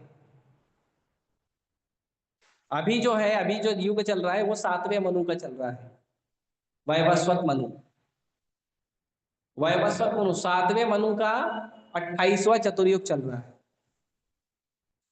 तो जो 14 मनु है, हर एक मनु के काल में भगवान एक अवतार लेते हैं। पुरुष अवतार ले लिया विष्णु का, फिर हर एक मनु में भगवान एक एक अवतार लेते हैं, मनवंतरा अवतार के। फिर भगवान का लीला अवतार होता है। भगवान को लीला करना होता है, लीला विहार करना होता है, तो एक लीला अवतार करते हैं। फिर गुण अवतार होता है। गुण अवतार क्या होता है पता है? 3 गुण है, सत्वगुण, रजोगुण, तमोगुण। तो जो सत्वगुण है वो सत्वगुण में भगवान खुद का एक्सपांशन करते हैं, और वो है शिरोदक्षाई विष्णु। भगवान दूध के समुंदर में आराम से लेटे रहते हैं, श्वेत द्वीप पे, दूध के समुंदर में। ऐसे कई सारे समुंदर है, दूध का है, घी का है, दही का है, गन्ने के रस का है, दारू का है, ऐसे कई समुंदर है। उसमें दूध के समुंदर में भगवान आराम करते हैं, शिरोदक्षाई विष्णु। और वही भगवान शिरोदक्षाई विष्णु हम सबके हृदय में परमात्मा के रूप में रहते हैं। ऐसा थोड़ी एक ही काम है, बहुत बड़ा मैनेजमेंट है भाई। इसके लिए बोला बहुत ज्यादा डिटेल हो जाएगा, थोड़ा डिटेल में सुन लीजिए। बार बार सुन सकते हैं लेक्चर को बाद में। एक बार में समझ में नहीं आएगा, मुझे पढ़ के नहीं आता तो बहुत सुन के कैसे आएगा, टाइम लगेगा। तो एक अवतार है भगवान का सत्वगुण अवतार, वो है विष्णु। और वो विष्णु क्या करते हैं, संसार का मेंटेनेंस करते हैं। दूसरा अवतार है रजोगुण का अवतार, और वो है ब्रह्मा जी। तो ब्रह्मा जी जो है वो जीव होते हैं, कोई भी लिविंग एंटिटी ब्रह्मा जी बन सकता है, कोई भी लिविंग एंटिटी ब्रह्मा जी बनता है। वो ब्रह्मा जी जैसा कार्य करेगा तो भगवान बना। और एक होते हैं जो ना भगवान है ना जीव है, लेकिन भगवान खुद प्रकट होते हैं अपने अलग रूप में, और वो है शिव, भोलेनाथ जी। वो विष्णु भी नहीं है, वो जीव भी नहीं है, और वो कुछ भी नहीं है। वो विष्णु के बरोबर है और फिर भी विष्णु के सेवक है। वो है भोलेनाथ जी, शिव जी। और वो संभालते हैं तमोगुण के इंचार्ज, तमोगुण के लोगों को। तो इस तरह से इसको कहते हैं गुण अवतार। फिर एक होता है शक्तावेश अवतार। शक्तावेश मतलब भगवान अपनी शक्ति किसी जीव में डाल देते हैं और वो जीव भगवान की तरह कार्य करता है। जैसे पृथु महाराज, पृथु महाराज एक अवतार हुए भगवान के। नारद मुनि, नारद मुनि जीव हैं लेकिन भगवान की तरह कार्य करते हैं, शुद्ध भक्ति के। तो शक्तावेश जनरली जो भगवान के शुद्ध भक्त या जो आचार्य होते हैं वो शक्तावेश होते हैं। जैसे प्रभुपाद जी शक्तावेश अवतार, जैसे परशुराम जी शक्तावेश अवतार। तो शक्तावेश अवतार होते हैं। और कौन सा बच गया? हाँ, व्यास देव जी। अभी के जो व्यास देव हैं वो स्वयं कृष्ण हैं। केशव धृता व्यास शरीरा, वो स्वयं कृष्ण हैं। बाकी जितने भी व्यास देव जी आते हैं वो शक्तावेश अवतार होते हैं। जैसे अगले व्यासदेव जी जो हैं वो कौन है? अगले व्यासदेव जी, हाँ हाँ, अश्वत्थामा। अश्वत्थामा अगले व्यासदेव जी बनेंगे, वो शक्तावेश अवतार बनेंगे और वो लिखेंगे वेद पुराण। और कौन सा अवतार लिखे? युगा अवतार। तो अलग अलग युग होते हैं, अलग अलग युग के भी अवतार होते हैं, सत्य युग, त्रेता युग, द्वापर युग, कलयुग, अलग अलग युगों के भी अवतार होते हैं। तो इस तरह से 6 प्रकार के अवतार भगवान लेते हैं, 6 प्रकार के अवतार लेते हैं। और भगवान कितने अवतार लेते हैं तो कुछ लोग 10 अवतार कहते हैं, कुछ भागवतम में 24 अवतार समझने के लिए लिखा गया है। लेकिन चैतन्य महाप्रभु कहते हैं समुन्द्र के किनारे खड़े होकर समुन्द्र की लहरों को गिनो, जितनी लहरें उतना अवतार। किसी को जानना है भगवान कितना अवतार लेते हैं, जुहू बीच पे आ जाना, 24 घंटा खड़े रहना, कितना होएगा गिन के बताना। कोमा में नहीं जाना। पेट होके गिर जाएगा। ठीक है, तो भगवान अनेकों अवतार लेते हैं। तो इस तरह से, और भगवान जो है वो अनेकों अवतार लेते हैं और अनेकों रूप में भी। जैसे 12 महीने होते हैं, तो 12 महीने के हर महीने के एक प्रधान भगवान होते हैं। ये जो 4 भगवान है, संकर्षण, अनिरुद्ध, प्रद्युम्न और वासुदेव, ये चारों भगवान अपने अपने आप को एक्सपांड करते हैं, 3 3 3 करके, और फिर इस तरह से 12 महीने के भगवान होते हैं। तो 12 महीने में 12 भगवान प्रधान होते हैं। जैसे मैं बताता हूँ, आप लोगों के पास अगर वैष्णव कैलेंडर होगा तो उसमें आपको पता चलेगा। अभी ये जो महीना चल रहा है, ये महीने के जो प्रधान भगवान है वो है श्रीधर। फिर बाद में अगले महीने के प्रधान भगवान है ऋषिकेश। तो ये जो आप लोग 12 तिलक लगाते हो ना शरीर पे, ओम केशवाय नमः, ओम नारायणाय नमः, ओम माधवाय नमः, ओम गोविंदाय नमः, ओम विष्णुवाय नमः, ओम मधुसूदनाय नमः, ओम त्रिविक्रमाय नमः, ओम वामनाय नमः, ओम श्रीधराय नमः, ओम ऋषिकेशाय नमः, ओम पद्मनाभाय नमः, ओम दामोदराय नमः। ये जो हम 12 तिलक लगाते हैं ना, ये 12 तिलक 12 महीने के प्रधान भगवान है। इसीलिए हम लोगों को अलग से ज्योतिष, राशि फल, ये वो करने की जरूरत नहीं है। 12 तिलक लगाओ, बस बात खत्म। और स्पेशली जिन लोगों ने दीक्षा ली है उनको तो लगाना ही चाहिए। और ऐसे तिलक लेके, तिलक लगा के उस जगह पे हाथ रख के भगवान का नाम बोलना चाहिए। और हमारे मंदिर के हेड पुजारी रामरूप प्रभु बताते हैं कि ये जो लोग कुंडलिनी जागरण कराते हैं ना, बहुत मेहनत कराते हैं, पैसा वैसा ले लेके बहुत, वो बोलते हैं अगर आप केवल 12 तिलक लगाओगे जीवन भर तो आपका पूरा कुंडलिनी जागरण ऐसे ही, अलग से आपको कुंडलिनी जागरण करने की जरूरत नहीं।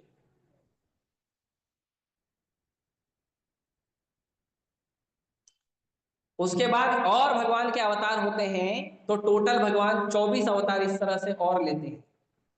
ठीक है, अच्युताय नमः, संकर्षणाय नमः, नरसिम्हाय नमः, अधोक्षजाय नमः, ऐसे करके और है। ठीक है, तो भगवान इस तरह से और एक्सपांड होके अवतार लेते, बहुत बड़ा मेंटेनेंस है भाई ऐसे। ठीक है, तो इस तरह से भगवान को, ये थोड़ा सा डिटेल नॉलेज है, भगवान को समझना बहुत ज्यादा हमारे लिए डिफिकल्ट और मुश्किल है। इसके लिए प्रयास करिए कि सबसे पहले भगवान को समझने के लिए आप भगवान के भक्तों का शरण लीजिए, और भगवान के भक्तों ने जैसा बताया है भगवान का भक्ति, वैसा भक्ति करिए, तब जाके। कभी कभी कुछ भक्त आते हैं, प्रभु जी मैंने ये देखा, मैंने ये सुना, उसने ये बोला, इसने ऐसा कहा, तो इसका मतलब क्या है? तो इसीलिए कितना जानोगे और कितना समझ पाओगे पहले ये डिसाइड कर लो। ये जितना भी चीज मैंने आज बताया ना, ये सनातन शिक्षा का शायद 1 या 2% बताया हो अभी तक, पूरा मैंने डिटेल बताया नहीं है अभी तक। उसमें भी कौन से भगवान, जैसे भगवान एक है केशव, केशव भगवान, तो केशव भगवान किसको बोलते हैं? सारे के सारे विष्णु रूप है, सारे के सारे चतुर्भुज है, लेकिन आप कैसे पहचानोगे ये भगवान को केशव कहते हैं, ये भगवान को नारायण कहते हैं? उसका भी सिम्टम बताया है सनातन शिक्षा में। है ना। तो बहुत टाइम लगेगा इसके लिए। सबसे पहले सिंपल तरीके से पहले हमारा जो शुरुआत हुआ है भक्ति का, वो भक्ति के शुरुआत को अच्छे से करिए। ठीक है। और भगवान एकदम क्लियर कहते हैं, बिना भक्ति के, बिना भगवान के भक्तों के मार्गदर्शन के असंभव है भगवान को 1% भी समझ पाना। और भगवान बहुत ही क्लियर, चैतन्य महाप्रभु कहते हैं कि भगवान चैतन्य महाप्रभु या भगवान कृष्ण को समझ पाना किसी भी ध्यान योग, ज्ञान योग, कर्म योग, किसी भी चीज से संभव नहीं। भूल जाइए। अगर आपको ऐसा लगता है कि हम भक्ति के अलावा और कोई तरीका है भगवान को समझने का, मुक्ति मुक्ति सिद्धि कुछ है, तो आप भ्रम में हो, सबसे बड़े भ्रम में हो। एक ही तरीका है, भगवान एकदम क्लियर भगवद गीता में कहते हैं, भक्त्या माम अभिजानाति। केवल भक्ति से मुझे जाना जा सकता है, कि एकदम स्पष्ट कहा है भगवान ने। कोई दूसरा तरीका भगवान ने नहीं बताया है। भगवान ने अर्जुन को बताया, ज्ञान योग बताया, ध्यान योग बताया, कर्म योग बताया, बहुत सारे सिस्टम बताए, बहुत सारा चीजें बताया। अर्जुन बोला नहीं समझ में आया, एक एक सिस्टम बताओ। अर्जुन को तो समझ में आया, अर्जुन भगवान के शुद्ध भक्त है। हमको नहीं समझ में आता, तो हमारे लिए अर्जुन ने बोला, कलयुग के जीव है, एक एक चीज बताओ, ओनली वन। तो भगवान ने बोला भक्ति। केवल भगवान के चरण कमल में, भक्तों के मार्गदर्शन में, दिव्य प्रेममयी भक्ति द्वारा ही भगवान को जाना जा सकता है, और दूसरा कोई तरीका नहीं। कभी कभी कुछ लोग बोलते हैं, वो वृंदावन के भगवान का बताओ, द्वारका के भगवान का बताओ। अभी उसका चैप्टर ओपन करेंगे तो और जाएगा, उसमें भी रस का भेद है। कौन से भगवान वृंदावन चंद्र बनते हैं, कौन से भगवान वासुदेव बनते हैं, बलराम जी का क्या रोल है, बलराम जी वृंदावन के हैं या द्वारका के हैं या मथुरा के हैं, वो और डिटेल है इसी में। है ना। तो बहुत डिटेल इसका ज्ञान है। हालांकि अगर हम इसको डिटेल बताने जाएंगे तो 15-15, 20-20 दिन हमारा क्लास चलाना पड़ेगा, वो भी 2-2 घंटे का एक लेक्चर। तब जाके शायद थोड़ा सा हम समझ पाएंगे सनातन गोस्वामी की कृपा।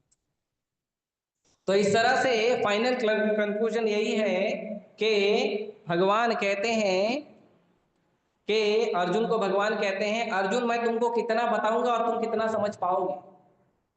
एक सिंपल तरीका बताता हूं मुझे समझने का। ये जो पूरी सृष्टि देख रहे हो ना, ये पूरी सृष्टि मेरे एक स्पार्क पे टिकी हुई है। एका अंशेना स्थितो जगत। एक स्पार्क पे टिकी हुई है पूरी पृथ्वी। पूरा जो पृथ्वी नहीं, पूरा पूरा क्रिएशन, पूरा क्रिएशन, जितने भी भौतिक ब्रह्मांड हैं, जितना भी क्रिएशन है, वो भगवान कहते हैं मेरे एक स्पार्क पे, ओनली ऑन वन स्प्लेंडर, उसके ऊपर पूरा सृष्टि टिका हुआ। तो इसके लिए इतना समझो और भगवान का शांति से भक्ति करो, शरणागत हो जाओ। हमारे पास एक भगवान के शुद्ध भक्त की शरण है, और वो है कृष्ण कृपा मूर्ति अभय चरणानंद भक्ति वेदांत स्वामी श्री प्रभुपाद। और उनके जो भक्त हैं, उनके जो अनुयायी हैं, जो हमें मार्गदर्शन करते हैं, उन लोगों का हमें आश्रय प्राप्त हुआ है, तो उनका भक्ति करिए। ठीक है, उनके कृपा से हमको भगवान जल्दी समझ। और उन्होंने बहुत सिंपल तरीका बताया है। क्या कहा है? भगवान का नाम जप करो, ग्रंथों को पढ़ो, भक्तों का संग करो। अच्छे लोगों का संग मत करो, भक्तों का संग करो। भक्त अच्छे नहीं होते, भक्त दिव्य होते। अच्छे लोगों का संग करोगे, वह अच्छा व्यक्ति बुरा भी होता है, क्योंकि दारू पीने वालों को लगता है दारू पीना अच्छा है, गुटखा खाने वाले को लगता है गुटखा खाना अच्छा है, जो चोर होता है, उचक्का होता है, मर्डरर होता है, उसको लगता है मर्डर करना अच्छा है। तो अच्छे की परिभाषा कहाँ देखोगे आप? नॉनवेज खाने को वाले को लगता है नॉनवेज खाना अच्छा है ना। वो नुक्कड़ पे खड़े होके टपोरीगिरी करने वालों को लगता है टपोरी का काम अच्छा है, सड़क चलते लड़कियों को छेड़ना अच्छा है। तो अच्छे की परिभाषा में मत जाइए आप। दिव्य आइए, तपो दिव्यम पुत्र कायेन शुद्धेत सत्वम। दिव्य तपस्या में आइए, भक्तों का संग करिए, भगवान कृष्ण के भक्तों का संग करिए। वो भक्त जो भगवान की 12 महाजनों के चरण कमलों के आशीर्वाद से भक्ति करते हैं, उनका संग करिए और उनके संग से आप अच्छे भक्त बनिए। मैं प्रयास करता हूँ यहीं रोकने का, हालांकि बहुत सारा है अभी और बोलना, लेकिन मैं फिलहाल रोकता हूँ। किसी दिन बाकी लेक्चरों में थोड़ा थोड़ा करके बताने का प्रयास करेंगे, ठीक है। धन्यवाद। हरे कृष्ण। ठीक है, किसी का कोई प्रश्न है या कोई जिज्ञासा है? छोटी मोटी, बड़ी नहीं, बड़ी करो तो फिर एक लेक्चर हो जाएगा। यस माता।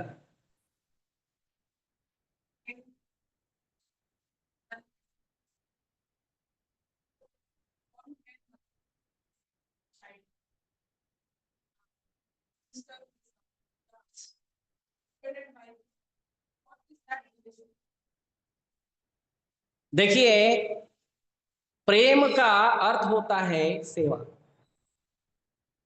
जो जितना ज्यादा सेवा करता है उतना ज्यादा हमारे उससे साथ आकर्षण बढ़ता है। इसके लिए इस संसार को कहते हैं ममता। ममता मतलब मेरा है। लेकिन जो व्यक्ति जब तक ममता में बंधा रहेगा तब तक वो भक्ति नहीं पकड़ पाएगा। भक्ति पकड़ने के लिए ममता को छोड़ना पड़ेगा। माँ के प्रेम को ममता नहीं कहते हैं, ये पता नहीं कौन डाल दिया है हमारे संस्कारों में। माँ के प्रेम को वात्सल्य कहते हैं। वात्सल्य कहते हैं गाय का उसके बछड़े के प्रति। गाय का जो बच्चा होता है उसको वत्स कहते हैं संस्कृत। तो गाय के बच्चे का जो प्रेम होता है उसको कहते हैं वात्सल्य। तो वो माँ का, पिता का अपने बच्चों के लिए होता है। और ध्रुव महाराज की जो माँ है वो ध्रुव महाराज को कहती है कि एक माँ अपने बच्चे से जितना प्रेम करती है इससे भी करोड़ों गुना ज्यादा कृष्ण अपने भक्तों से प्रेम करते हैं। इससे भी करोड़ों गुना ज्यादा। क्योंकि आजकल आप देख रहे हैं अनाथ आश्रम क्यों खुल रहे हैं। अगर माओ में इतना ही प्रेम है बच्चों के प्रति, पिता में इतना ही प्रेम है, तो अनाथ आश्रम क्यों खुला है। और बच्चों का इतना ही प्यार है माँ बाप से, तो वृद्धाश्रम क्यों खुला है। प्यार है नहीं।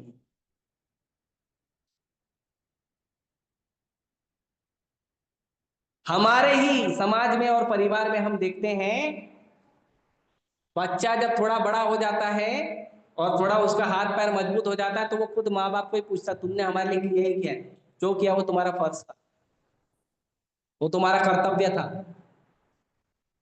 और माँ बाप, बच्चा अगर घर में हो गया, बच्चा अगर 18 साल के बाद घर में बैठा तो माँ बाप बोलते हैं तेरे को इतना खिला पिला के बड़ा क्यों किया, पैसा कमा के लिए।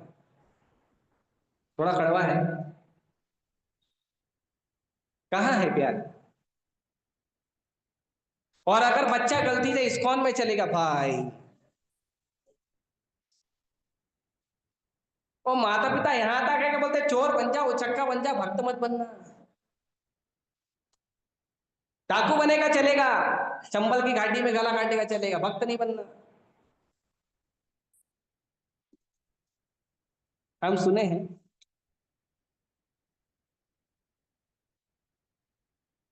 पान खा खा के बोलेंगे, दारू पी पी के बोलेंगे। बोलेंगे देख मेरे को मेरा जिंदगी कितना अच्छा है। दारू पी के जाता है, किसी गटर में गिर जाता है रोज, फिर भी बोलेगा मेरा जीवन देख कितना अच्छा है। तू भक्त मत बन, तेरा जीवन खराब। ये है संसार का प्रेम। फिर भी mostly everywhere there is attraction and exchange of the things, that's all. कौन व्यक्ति कितना पालेगा बताओ। कुछ लोगों का क्षमता ज्यादा होता है, थोड़ा ज्यादा समय तक रखते हैं अपने साथ, और उसके बाद भी चलो मान लो सच में बहुत प्रेम है, शरीर छोड़ने के बाद ये शरीर छूटा तो अभी इतने सारे भक्त मुझे प्रेम कर, अभी मेरा शरीर छूट जाएगा, आधे घंटे बाद बोलेंगे लेके जाओ बास आ रहा है। कौन बोलेगा बताए। जो आपसे सबसे ज्यादा प्रेम करता वही बोलेगा लेके जाओ बास आ रहा है, जल्दी जलाओ इसको।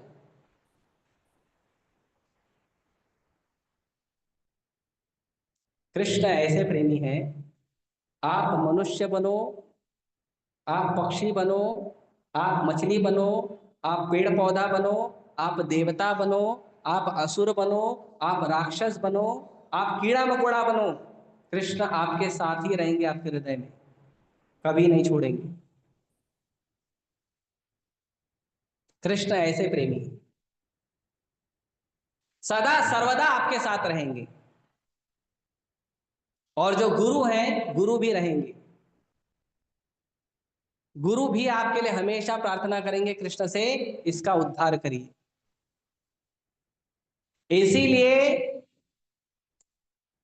शास्त्रों में कहा गया है, जन्मे जन्मे सबे कोई पिता माता पाए, गुरु कृष्ण नहीं पाए करह उपाय। हर जन्म में आपको माँ और बाप मिलेंगे, इंसान का हो या पशु का हो या पक्षी का हो या पेड़ पौधों का हो, हर जन्म में माँ बाप मिलेंगे, गुरु और कृष्ण नहीं मिलेंगे, पहले उसका उपाय करिए। तो हम मना नहीं कर रहे हैं, है वो भी प्रेम है, लेकिन वो क्षणिक है, टेम्पोररी। और आजकल मॉडर्न टाइम में जो इम्पर्सनल दुनिया हो गई है, उसमें तो नाम मात्र का बचा हुआ है। खाली भक्ति से बचने के लिए लोग बोलते हैं माँ बाप का सेवा सबसे बड़ा है, बस उतना ही प्रेम है संसार में। भक्ति नहीं करना है, बहाना देने के लिए लोग बोलते हैं माँ बाप का जो प्रेम है, भक्ति है सबसे बड़ा है। करते हैं क्या खुद घर में? 365 दिन में 364 दिन ना माँ को पूछते ना पिताजी को पूछते हैं, एक दिन फादर डे और मदर डे का फोटो खींच के डालते हैं।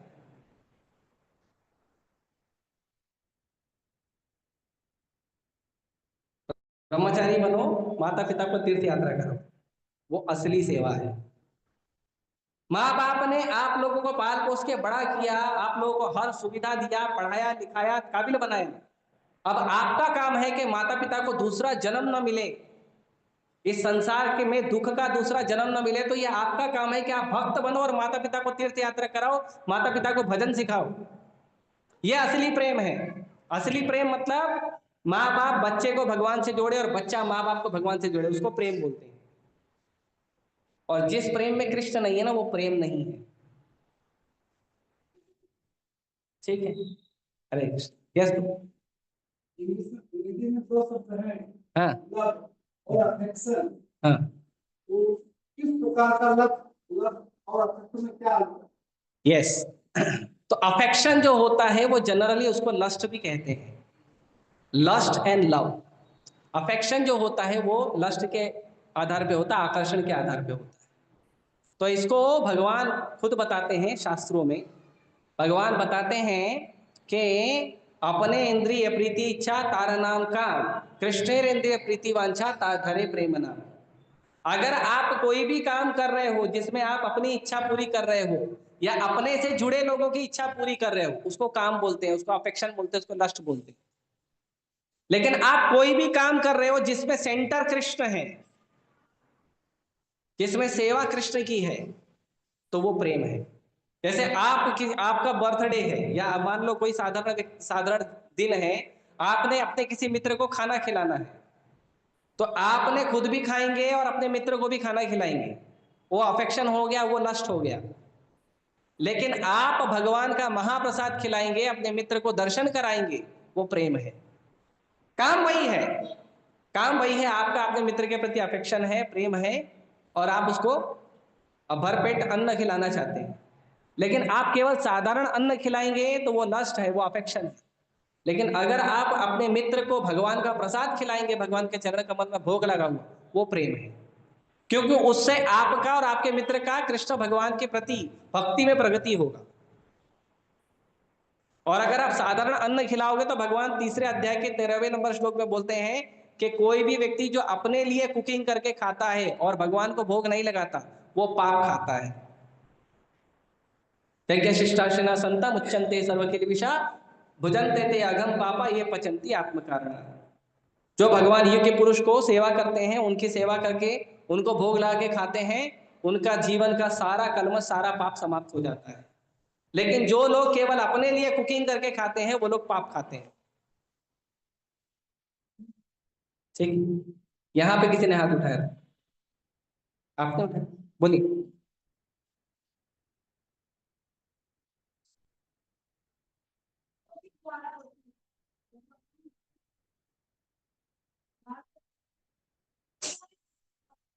यस।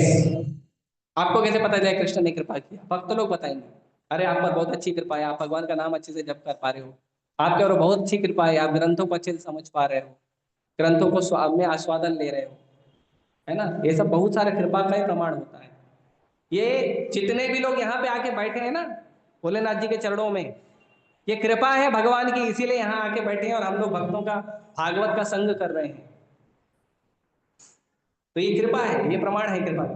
तो भक्तों से पता चलता है। नहीं तो बाहर चलते फिरते देखने वाले रहे पागल लोग, पता नहीं क्या कर रहे हैं, थोड़ा काम धंधा कर लेते तो फुकट जाके बैठे हैं वहां पे, फ्री में प्रसाद खा के आ जाएंगे, ऐसा बोलते हैं लोग। लेकिन ये कृपा है,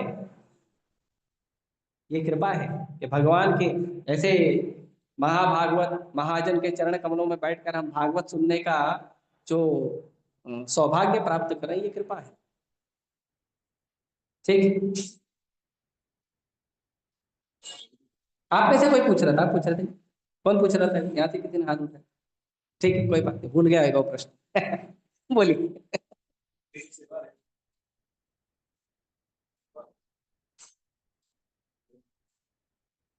भौतिक संसार में भी जो सेवा करोगे ना वो भौतिक लेवल तक ही रहेगा, आध्यात्मिक लेवल पे नहीं जाएगा। आप बांस को कितना भी प्रयास करो वो गन्ना बन जाए, गन्ना नहीं बनेगा। उसको शक्कर की चाशनी में भी डुबा के निकालोगे ना तो भी वो गन्ना नहीं बनेगा, वो बांस ही रहेगा। और गन्ना हमेशा गन्ना रहे, उसमें मिठास हो। तो भौतिक संसार में जो सेवा भी करते हैं वो सेवा के बाद में हम क्या करते हैं, कुछ ना कुछ फायदा ढूंढते हैं। तो वो सेवा कहाँ है? सेवा का मतलब होता है निस्वार्थ, अहय तो की अप्रतिहता। बताओ ऐसी कौन सी सेवा करता है कौन संसार में? और निस्वार्थ सेवा भी करता है तो बाद में बोलता है मेरे को ब्रह्म चाहिए, मेरे को भगवान का चाहिए, भगवान के निराकार निराकार रूप चाहिए, मेरे को मन की शांति चाहिए। सेवा का मतलब कर दिया, भूल गया। अब वो स्वामी के ऊपर डिपेंड है, मुझ पे कृपा करे ना करे। मेरा काम था सेवा करना, मैंने कर दिया। वो केवल आपको कृष्ण भक्ति में मिलता है कि हम सेवा करके छोड़ देते हैं लेकिन हमारा स्वामी फिर भी हमको आशीर्वाद देता है। और कई बार हम सेवा नहीं भी करते तो भी हमारा स्वामी आशीर्वाद देता है कि कृपा कर देता हूं, आप आगे बढ़े। तो केवल आध्यात्मिक जगत में ही सेवा का मूल्य है। भौतिक संसार में वो, जैसे प्रभु जी ने बोला, अफेक्शन जैसे थोड़ा सेवा करते हैं, नहीं तो नहीं करते। ठीक है। ओके, और कोई? ऐसे एक छोटा उदाहरण देता हूँ। एक बार मैं कॉलेज के किसी फंक्शन के काम से गया था चर्च के। तो मैं सोचा कि बहुत बढ़िया है, यहाँ पे बड़ा बड़ा अच्छा अच्छा दुकान है, तो मैं एक कोई नया डिश आज ट्राई करता हूँ। तो मैं एक नया डिश ट्राई किया, है ना? अब वो नया डिश मैंने ट्राई किया, अगर मुझे अच्छा लगता तो मैं उस दुकान पे कंटिन्यू लेता, लेकिन मुझे खराब लगा इसलिए मैंने उसको लिया ही नहीं। तो आपने किसी से सेवा लिया, सेवा अच्छी लगी तो उस व्यक्ति से कंटिन्यू करते हो, नहीं अच्छी लगी तो डिसकंटिन्यू करते हो। तो सेवा में तो आपका अफेक्शन आ गया ना, आपका लाइक्स एंड डिसलाइक्स आ गया ना, तो सेवा किधर हुई? सेवा का मतलब नहीं भी पसंद तो भी करता है आदमी, नहीं भी अच्छा लग रहा तो भी करता है, नुकसान है तो भी करता है। क्यों? स्वामी की प्रसन्नता के लिए। राइट। भौतिक संसार में, आध्यात्मिक संसार में। ठीक है। ओके। आप सभी का बहुत बहुत धन्यवाद शांतिपूर्वक सुनने के लिए। ठीक है। हरे कृष्णा, हरे कृष्णा, कृष्णा कृष्णा हरे हरे राम। श्रील सनातन गोस्वामी की जय, श्री चैतन्य महाप्रभु की जय, श्रील प्रभुपाद की जय। हरे कृष्ण।